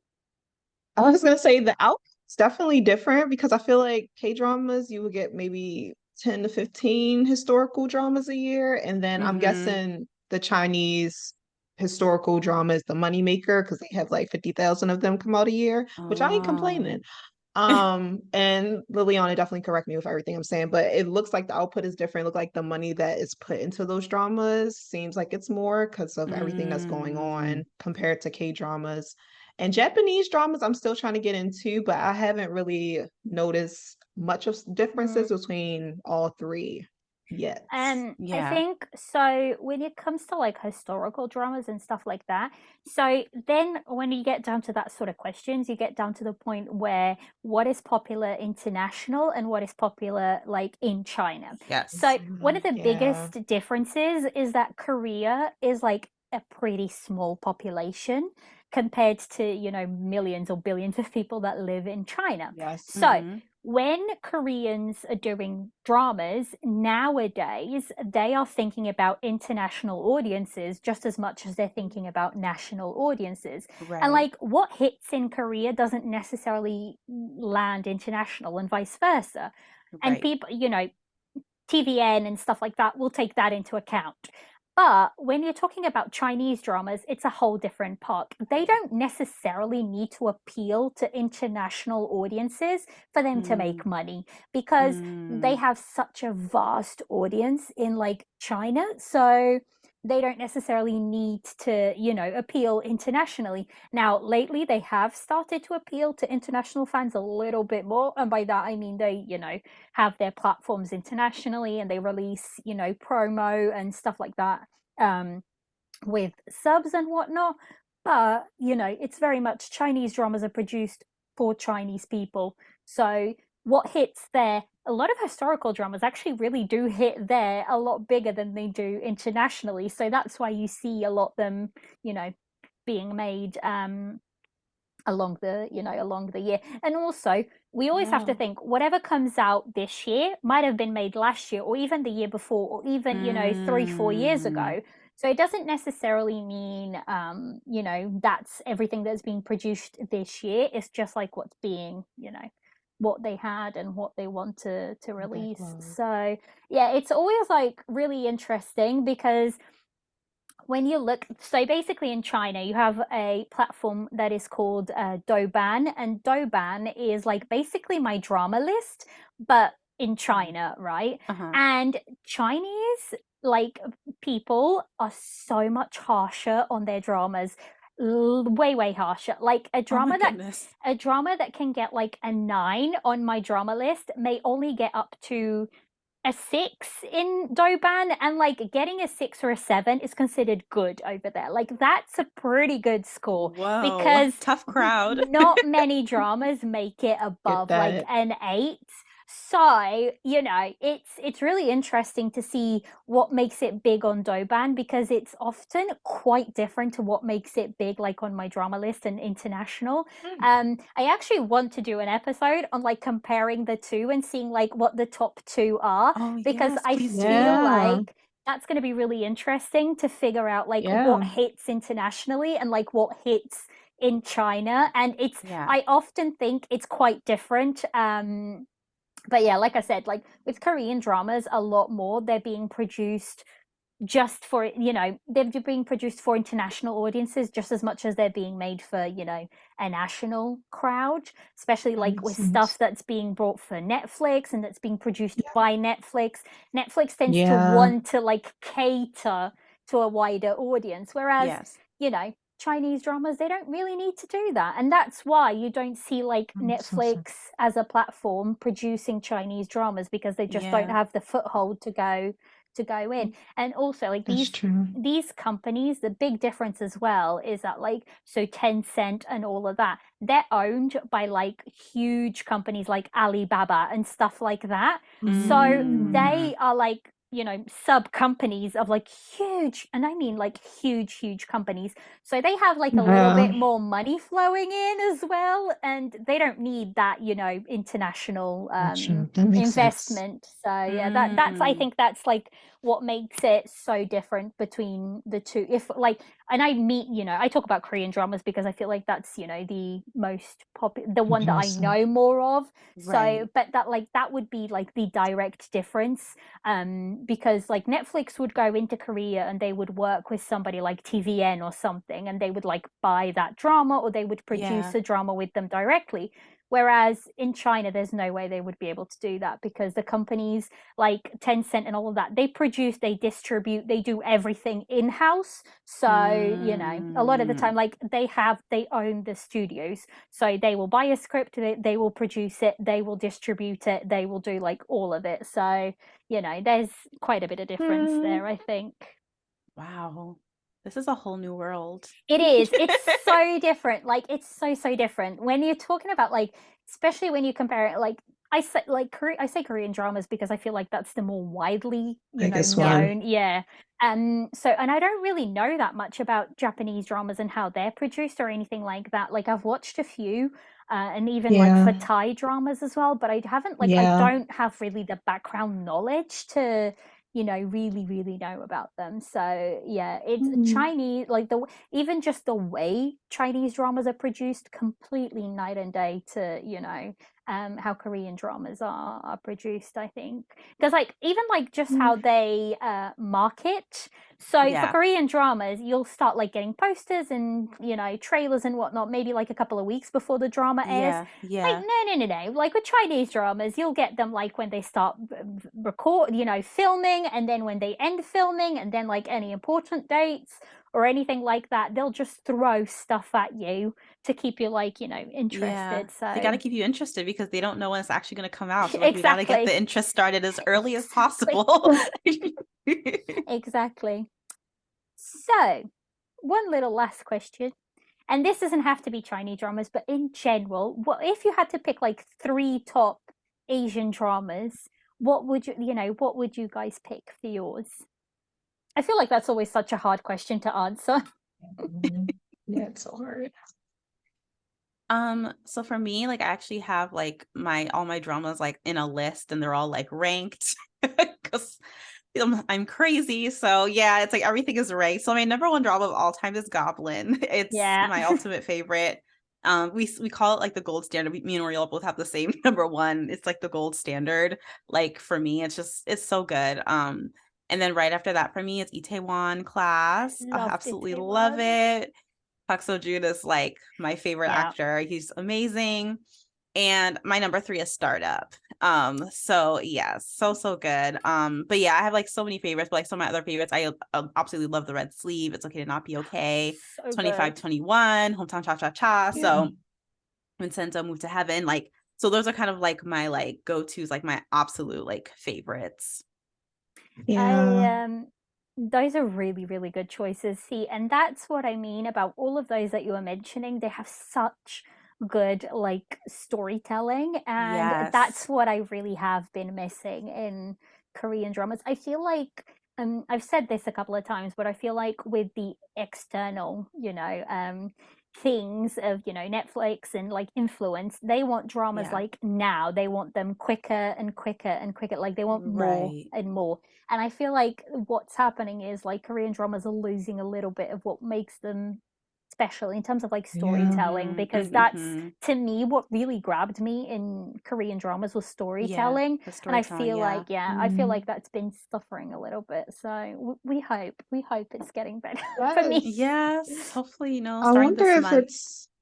I wonder if it's because, like you were mentioning, Liliana, there are a lot of hands in the pot with Korean things because they want to venture to more international places instead of like the Chinese Mhm. dramas are very centralized and they're like, Mm, you have to come to us, but we're gonna be this, we're gonna keep what we got going on. yeah, Like you're not gonna be Yeah, dipping in and directing and yeah. doing stuff.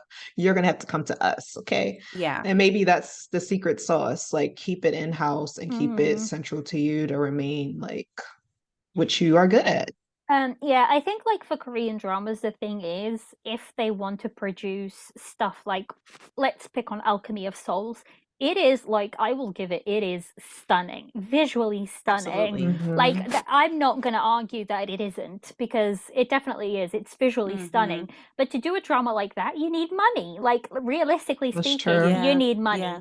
And like in a smaller, country like Korea, there's only so much to go around, so to speak. So to get that investment in, you're probably going to have to get someplace like, Netflix or Disney or stuff like that, that does have that cash flow and that, I always say it, a drama, you can look at a drama, like a Korean drama, and be like, yeah, it's got that Netflix money, because Yes, you can yes. tell which dramas Yes, you have like can. have that Netflix money behind it. So it makes a Absolutely. difference.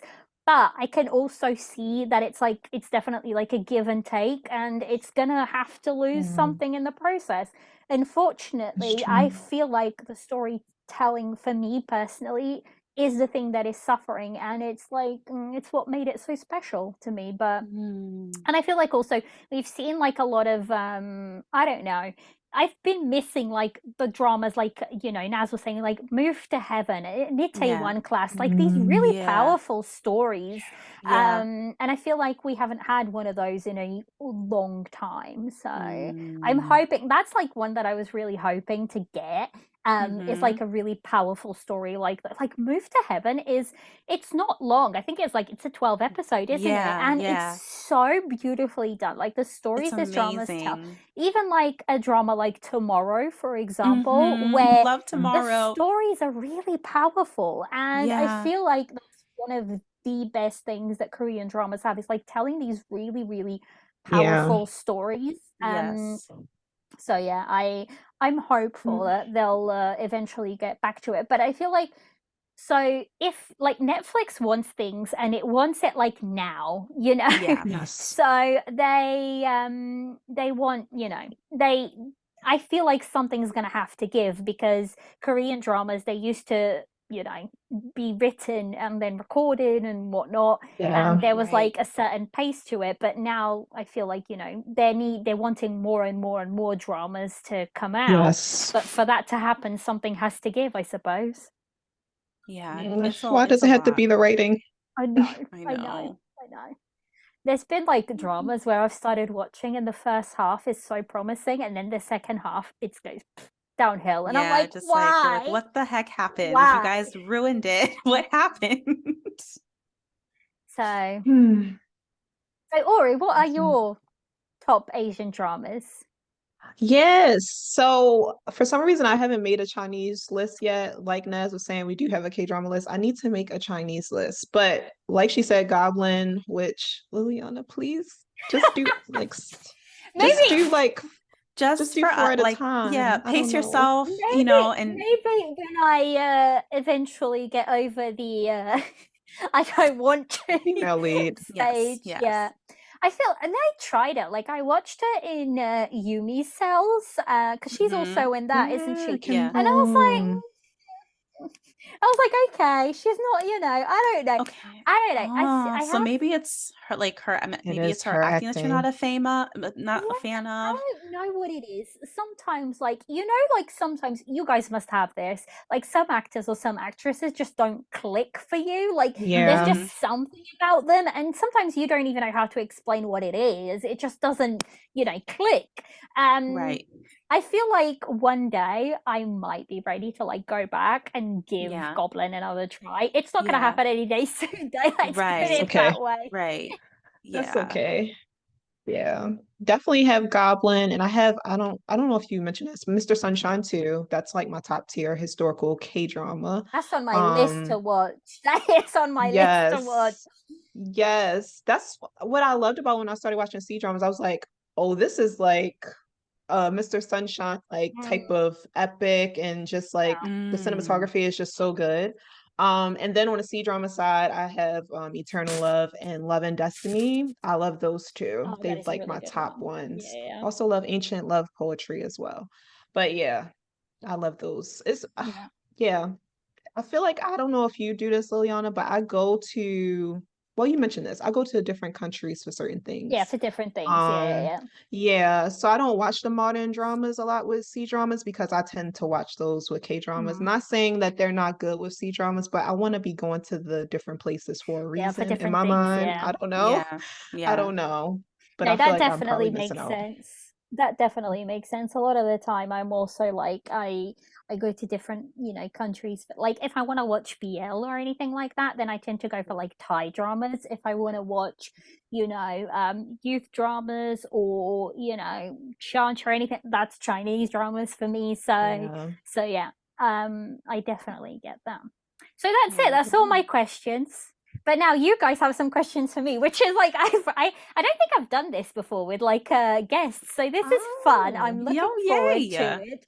So you guys can just like divvy up and ask the questions however you want. So yeah. Okay. Yeah, so who are your favorite like C-drama actors and actresses? And like what are your favorite works from them? So this is like one that came to mind straight away, and like people who listen to the pod, they know. And that is Bai Lu, the actress Bai Lu. I have been you post about her a lot. Yeah, I've been a fan of Bai Lu for a really long time. So I actually followed. She did make it. I think she started making it bigger in about 2018. So it's just about the time that I started watching, because I started watching December 2018, but didn't really get into dramas until about halfway through 2019, which she had like quite a few works come out around about that area. And I don't know, there's just something about Bai Lu when you watch her on screen that she emotes really well. To me anyways, like her characters just have this thing. And also, this is going to be like a weird thing, but she has the most beautiful death scenes. Like a lot, her characters, they've died a little bit. That's not what I thought you were gonna say.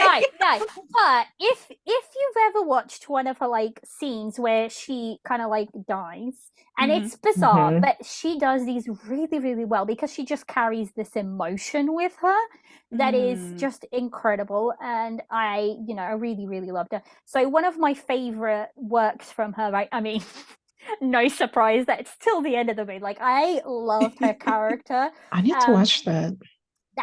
That is angst and more angst. So you need to be ready for that. But I'll prepare my heart. do. But like the storytelling in this drama is ridiculous. It's like there's so many little things that connect all the plots and all the lifetimes and whatnot, that it's and also, like, I love Bai Lu and I love Till the End of the Moon, but the male lead steals that show like nobody's business. Like, his acting is top notch. He's actually also on like my little list. But so yeah, for Bai Lu, Till the End of the Moon and One and Only is like my other like favorite of hers. Like One and Only and Forever and Ever are like tied together for me. Yeah. So yeah, I absolutely loved her in both of those. But to be fair, like I've watched almost every single drama she's in, and she has not let me down.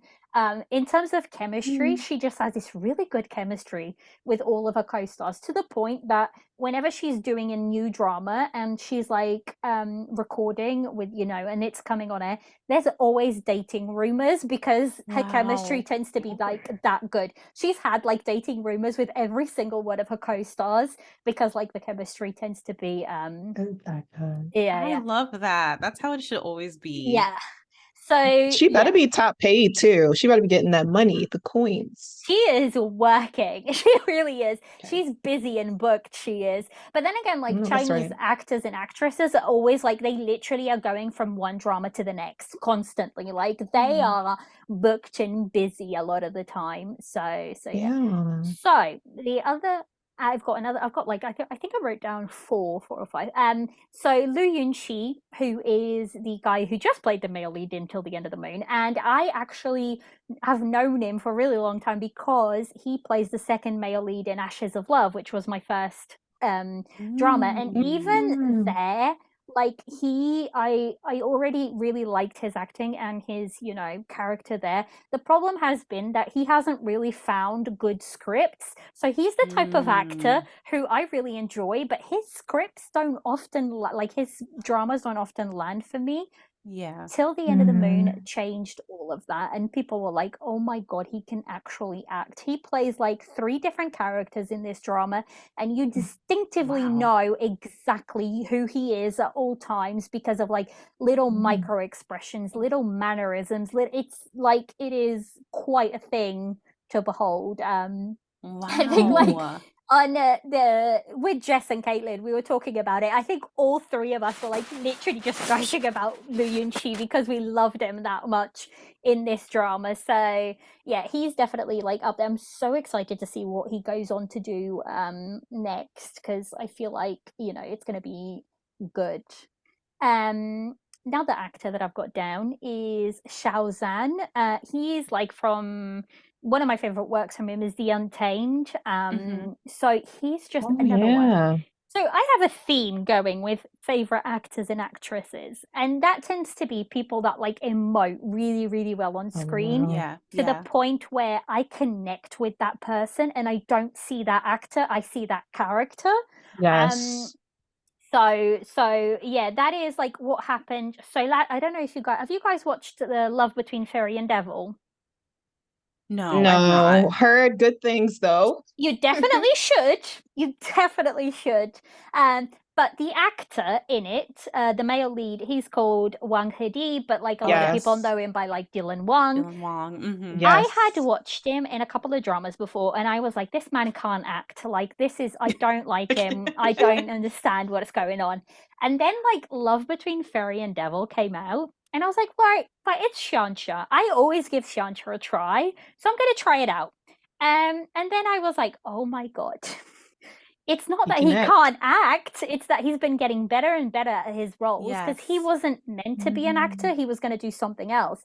He's been like getting better and better, and like all he needed was a really good script and a really good director, and this was that for him. And like you see the behind the scenes, and there's this very tragic scene, and to the point where he is like crying, like the director's yelled cut, and he cannot get out of that character. He's like crying, bowling on the floor, and like the female lead has to go and like you know, go and hug him and like just comfort him to get like to shake him out of the character, because he's so in there that he can't escape from that moment. And I'm like, when an actor and an actress is prepared to do that, then you know they go into that place where they become that character that translates onto like screen. And I feel like it's the same like by Lu. There's a couple of scenes where she's had really heavy emotional scenes, and the director had to like call it for the day because she just could not get out of that place where she was like so sad. And the thing is, you watch her behind the scenes and you watch her interviews, and she's like super lively, super bubbly, like she's always making everybody laugh. She's like that type of person. And so yeah, when I really like when actors go to like those places and kind of like, because they give you really good performances. Yes. So yeah, all of these actors are like that. And then I have another female, Tan Song Yoon. So she's like known as Seven Tan, like internationally. A lot of people call her that. And she is the female lead from Go Ahead, but also that is why I love her. But she's also done a historical called The Sword and the Brocade. I loved her character so much in that drama. Like, I didn't care for a lot of the drama itself, but I watched it and I was like on on so excited every single episode because her character is just so damn good. So yeah, Yes. those are like Yes. those are like some of my favorites, but I feel like my list changes constantly. The only constant one that has stayed on there is like Bailu. But those are, people that I really look forward to their works a lot of the time. So yeah. Oh, I love that. Thank you Yeah. so You're much. welcome. Yes. Yes. I was gonna ask, since I love Shanxia's, what's your favorite Shanxia? But it can't be Ashes of Love because I feel like that probably holds like a really sacred place in your heart, and I know how that is. So it can't be that. But what are the one? It's Oh like my the top. God, that is hard. So, if I was going to choose, then I would have to go with Till the End of the Moon and Love Between Fairy and Devil. And I cannot choose between both of them simply because they are very different stories. One is like very angsty, very like dark in tone, and the other is Yeah. a lot more lighter in tone. So, I can't choose between the two of them. I love them.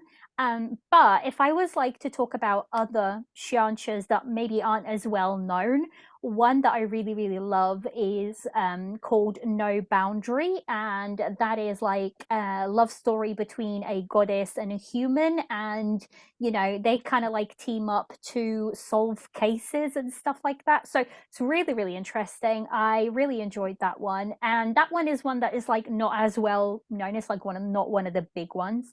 So yeah, I would go for something like that. And then I absolutely loved one that's called The Legends, and that's because of the pairing that stars Bai Lu and Shu Kai, and them two together, brilliant. They put Shu Kai in this like wig, which is kind of like black hair, but it's got like tones of blue running through it, and it just Oh. looks really, really good. So yeah, Oh. and like Bailu plays like a demoness in it, and yeah, it's like one of those stories. So like those are my like the ones that I really, really enjoyed. I don't know, there might be some reshuffling when I finally get to 10 Miles of Peach Blossoms. Come on. Yeah. But like Yes. if I were to choose like top, then I'd have to go with like Love Between Fairy and Devil Until the End of the Moon. Like I cannot like put, because they're very different dramas, so I can't choose between, like, they share top spot Yeah. for me, I think. So yeah. Really honest, this is a sincere question. Is that because of its recency? Do you think it's a recency bias, or like 10 years from now, you still will say the same thing? You I think will really it's still, yeah. timeless? Yeah. Like I Wow. actually Good wanted to, question. so actually, like I can say that now and maybe I might change my mind, but I feel like I had really big emotions when I was watching both of the dramas. And I feel like, so actually I do want to do like a series on the podcast where I go back and revisit some of these dramas, rewatch them and like see how I feel. But with Love Between Fairy and Devil, I just feel like it's such a beautiful like story that, there's a lot more under the surface than the love story, I think. And I just really, really enjoy it. With like Till the End of the Moon, the chemistry for this drama, it's insane. Bai Lu and Lu Yunxi together, it's like crazy. And there's like with Till the End of the Moon, there's a lot of like rewatching factor because there's so many details. There's like details in episode 13 that come back in episode 38 to link story bits together. So it's good like writing. when stuff like that happens, taking into account that there's two screenwriters, and this was the two screenwriters' first credited role, like as screenwriters, I was like mind blown. So I don't think I will quite be, over these two dramas in terms of like Xianxia. There might be like there's always a possibility that others may come around and I may love them just as much, but I don't think these ones will ever be, I don't think there'll be ever something quite like them. They can be just as good. They like can be just as good dramas as them, but yeah, I think I will still love them in 5 years time, 10 years time. I think I will still very much enjoy both of them. So to the point, right? I don't actually like. It's really hard to, and I don't buy merch a lot of the time, but I actually Mm-hmm. bought merch for both of these dramas. I've got like Wow. Okay. pins. The love I've is got real. yeah. I've got like pins for Love Between Fairy and Devil. I've got like mugs, and I've got like little figurines for Till the End of the Moon. So yeah, they will be around. They're very special dramas, I think. Oh, I love it. Love that. Liliana, how many dramas have you watched? Chinese dramas have you seen? Oh God, I don't know. So because MDL is kind of like all mixed up, isn't it? So on MDL, I've got I think 700 and something, which is insane. That you've watched? Yeah, Wait, yeah, it's crazy. That's Yeah, C dramas, K dramas, Japanese, Thai. all That's of all them. of them. Yeah, all of the Okay. dramas. That is all of the dramas. I don't know, like I don't know this separate because I don't keep like different lists for them. It actually would be interesting to go through and like count them up. I have like MDL is saying 793 since the very end of 2018. Like if I was to be very They need to realistic, pay you. They need No, to pay you honestly, to this watch. should be your full time. Like, I think if I was being realistic, it'd be more like middle of 2019 because I watched Ashes of Love in December 2018 and then didn't really watch anything for a good few months into 2019. So yeah, it's I don't look at those numbers very often because I'm like I don't know. I feel like it makes me sound like I've got no life. I do. I promise I do. but I have a life, I promise. Oh my goodness. Yes. I think those dramas were also like influenced by the fact that in, pandemic years, we couldn't really Right. do anything. I couldn't really Right. go anywhere. Like I couldn't go back home and like you still had to take your holiday because obviously in the UK you have like 24 days a year of like paid holiday. So you have to Yeah. take it or you kind of like lose it Yeah. a lot of the time. So I was like just home a lot of the time. So I got to watch a lot of stuff. And I think like I watch a lot of on-air stuff. So because of Yes. that really does help like pop those numbers up. I'm Yeah, just I trying to find agree. Yeah. excuses now. Oh yeah, no, like I totally get it because like I'm an on-air girly too, so like it really does like your year-end numbers end up being crazy because you're like, whoa, I watched a lot, like I didn't Yeah. even realize. So it definitely adds up for sure. That is impressive. Well, thank That's why you. when you said 700, I thought like, oh, these are like, does this include dramas you want to watch? Like I was like, wait, what is this mean? No. That's No, impressive. that's just dramas that I've watched. Wow, That's a wow. lot of dramas. I also wanted to know what are your like modern C drama recommendations? I wrote these down. I went through my drama list and I wrote some of them down. Oh, Yay. thank you. So, obviously, we've already talked about Go Ahead. Yes. What I I'm did gonna write is these down. I kind of wrote them in like I kind of went and like did some from different genres, so we have like a Mhm. little bit of everything. So Yeah. Go Ahead is like your found family, drama. It's one of the best found families I have found. You know, I didn't write down Meet Yourself, but I Mhm. know Naz, Mhm. you've watched Yes. Meet Yes, Yourself. I've started it. Yeah. Yes. Meet Yourself is also like a brilliant found family. I feel like Chinese dramas, when they come out of the cities into the countryside, they work really, really well. You don't get them Mm, very often, but they do work very, very well. But yeah, yeah. Go Ahead. Mothers are all horrible, but the fathers are great, or the father is Yes. great. And the journey, I absolutely love following like a kid into like teenagehood Yes. and then into Coming of adulthood. age. Yeah. Yeah. So this one is one of the best ones and obviously it stars Tan Song Yoon. She's like, she does so well. I really like her. So yeah, Go Ahead. And then if you're looking for something that's like a little bit crime, thriller, something along those lines, there's a drama that came out last year and it's called Mhm. Reset. And that's a pretty big one. Reset is only like, I think 16 episodes. So it's fairly, it's really, really good for you to like dip your toes into Chinese dramas. And it's basically about our male lead and our female lead. They kind of like get on a bus and then as they're going along, they get to this like bridge and the bus blows up and then like they kind of wake up again and they're inside the bus again. So they're kind of like stuck in a time loop, and Yeah. they have to figure out what's happening, how to like break the time loop, how to like stop the bus from blowing up and all of Yeah. that. And every time it happens, they don't know if they're going to wake up again. So they're like, you know, racing against time and against all of these things because they don't know if it's gonna, you know, if they're gonna get another chance to sort of figure out what's happening. Really Yeah. interesting story. I really loved the you know, how it was written, how it was solved. So yeah, that one's really good. And again, it's only 16 episodes, so it's a really good like starter drama of Right. sorts. So yeah, That sounds that's so cool. yeah, it's Thank really you. it was really, really good. And then like for another crime thrillery one, I've got something that's called Under the Skin. And that is like this. Oh. So basically this guy is like a sketch artist, but he has it's not like a superpower. These people do actually exist in China, and they kind of like from a skull, they'll be able to sketch like a face that, you know, is supposed to be the face of that person. Whoa. And that's really, really interesting. And it's kind of like his story. He teams up with like a cop, and they're like solving cases, and the cases are really interesting. And there's like obviously a, you know, background overarching plot as well that goes with that. So those are like two of my favorite like crime thriller Yeah. things. You know, they're all set in modern times.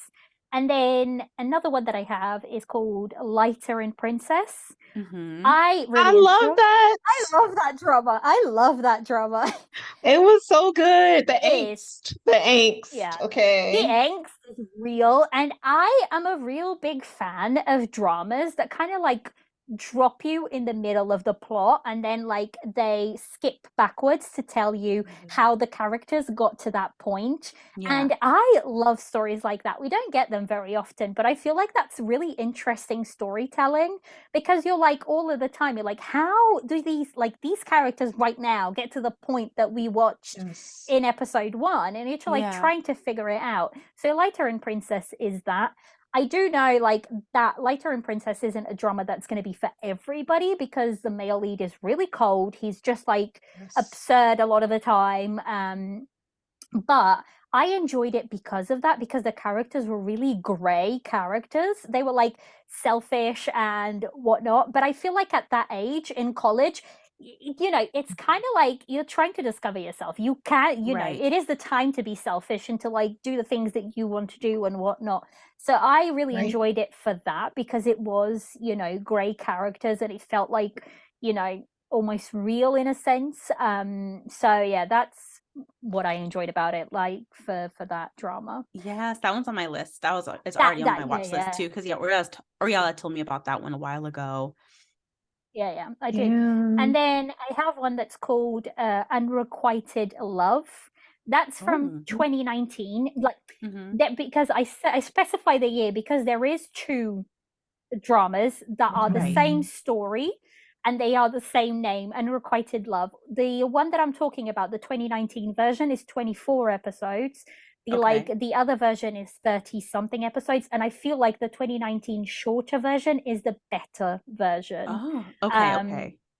And basically the story is there's this girl who fell in love with this guy back in high school, and she is like really like kind of drawn in, and she doesn't really talk to people a lot and doesn't have a lot of friends or anything like that. And basically she's never told the guy that she likes him. They end up at the same college.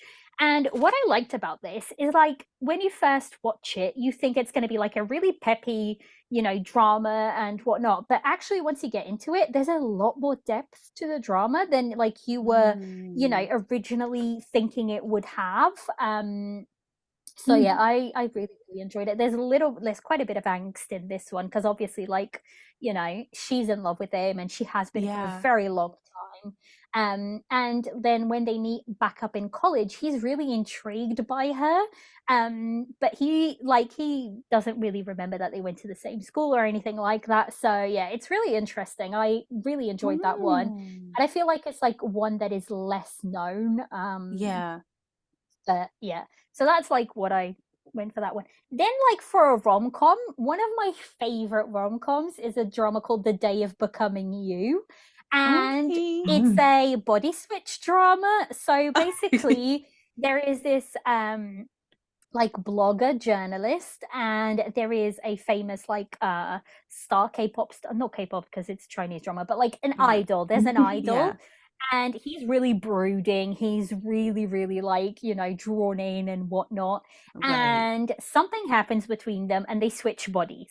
And the comedy, this is one of the best like switch bodies dramas that I have watched, like out of everything. Just because they do it so well, so well. Like you can see through the mannerisms. So this male lead, his name is Steven Zhang. And Naz, you will meet him because he is the one of the brothers from Go Ahead. Great actor. He's a really, really good actor as well. I have watched quite a few dramas from him and I've always enjoyed whatever he's in. He's, you know, his performances always deliver. But like the comedic timing in this drama is just so well done. It's like, I don't know. I loved it. I really did. The chemistry between the two actors just works so well. And there's like the funny story where, you know, they've switched bodies and she is like, it's her time of the month. And like her acting is hilarious because she's like, as him, she's like, you know, and I didn't feel like at any point, sometimes these like stories can be like a little bit cringy or you can have like a little bit of secondhand embarrassment, but I definitely didn't. Like I just really, really enjoyed the two of them together and like the story itself, and then like them trying to figure out what sets it off, because they'll swap and then they don't know how to swap back, and then like they have to figure out how to swap back, but then it happens again where they swap a couple more times and they're like trying to figure out what's happening and trying to get on with their lives at the same time. Oh my gosh, this one sounds so fun. Like you are really selling this one. Like I really want to watch this one like as soon as possible.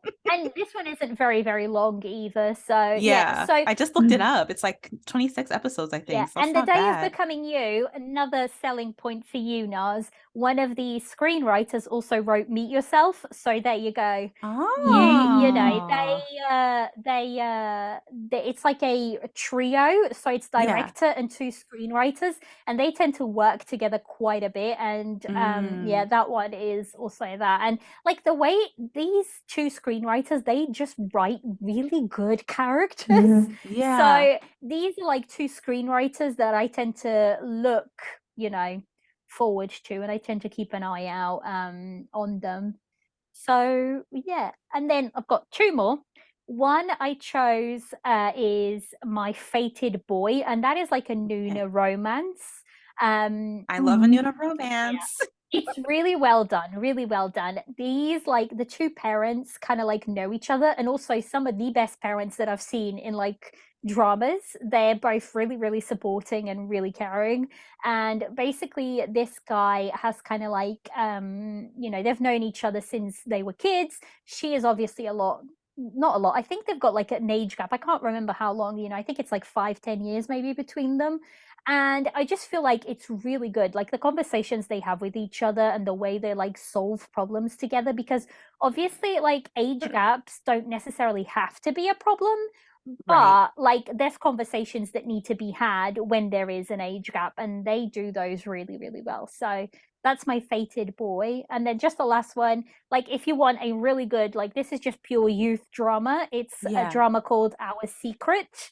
And that one is basically like these two, like the male lead and the female lead, kind of like knew each other, and they like, she moves to like a new town and whatnot, and she's like trying to like become this other person, but obviously he knows her, and they kind of like butt heads constantly, but then obviously that forms into, you know, a relationship. So it's kind of like, it's a really, really good one as well. So yeah, that is it. I could ramble on forever, but I won't anymore. I love this. Thank you so much, Liliana. You're the best. You're truly the C-drama queen. Thank you. I've watched enough of them. I've watched enough of them. Yes, clearly. You definitely are like the queen. Plus. I mean, that is God. Oh my impressive. goodness. Yes. Oh, I just have one more question for me. Since we were talking about podcasting with us, I just wanted to know, like, what do you love the most about podcasting and like sharing your love for C-dramas? So I think like one of the I've said it a couple of times, but I think like one of my favorite things that have come out of the podcast is the fact that I got to like interact and meet like other creatives within the community. So like you guys and like Jess and Caitlin Yes. and like all of these like really cool people that I would have necessarily not, gone in to kind of like chat to them if I hadn't been podcasting. So I think that's like one of my favorite things, but also like just I think trying to get, because I think like a lot of people love Korean dramas, Japanese dramas, wherever it may be, but when it comes to like Chinese dramas, I think it's a little bit harder to get people to kind of like watch them, and I feel like there's really good ones out there. You just have to find the ones that work for you, and I feel like it's so vast. And I love it when somebody like comes and chats to me and then tells me, oh, I watched that drama that you talked about it and I really, really loved it. And I was like, you can then share the love of a drama with somebody new. And I feel like that's just something that, I absolutely love. So yeah, between like coming across other content creators that I wouldn't necessarily have, and I feel like I've created like really good friendships through that. So that's not something I was necessarily expecting to come out of the podcast, but it has, and it's been such a great addition, like surprise. And then like obviously the listeners just kind of like telling you that they've tried a drama or that they really enjoyed watching a drama or whatever it may be. Because when I first started like podcasting, it's coming up on my 1 year anniversary, which is crazy to me. Congratulations. Crazy. I know, it's insane. And I was like, well, it's coming up on my 1 year anniversary, and I was thinking back, and I was like, I didn't think it was gonna, so many people were kind of like, gonna come and chat. I was like, well, at least I'm just talking, like I can just share whatever it may be, even if nobody really listens. And then like people do listen, and I'm still mind blown by that every single time. So yeah, that's I think like my favorite things about them. Yes, and I've already mentioned it before, but I'm truly grateful for your like, especially on Instagram, because that's when I see a lot of your posts the most, like explaining what's happening, what dramas has come out, because without you, I wouldn't know. Oh, thank you. So super grateful for your platform. So it's helped me a lot. Oh, thank you. Again, I love listening to you guys as well. I feel like this is always great because we feel like a little bit almost like whenever I do a guest episode, and it's because like I tend to do guest episodes with people that I listen, their podcasts and stuff like that, because I feel like there's already some common ground there. So whenever I do record, I feel like, oh my God, they listen to me, but I listen to that. It's like, do you know what I mean? Yeah. So, yeah, it's always a lot of fun. So yeah. That's it. I feel like we've done a great episode. This was so much fun, guys. It was. Thank you so much for having us. It's truly an honor. It was just so great to like meet you, finally see you in person. So super, super exciting. Thank you so much. Thank you so much. Thank you. This has been another episode of the Tea and Soju Asian Drama Podcast. I'm your host, Liliana, and you can come and chat to me on Instagram, Tea and Soju Pod, all one word, and on Twitter, tea_soju_pod. You can also email me at teandsojupodcast@gmail.com. If you would like to support this podcast, please consider joining Patreon for extra content. Lastly, if you enjoy this podcast, please help by rating and reviewing wherever you listen to help others find this drama corner. I'll leave everything linked in the description notes. See you next time for more Asian drama chatter.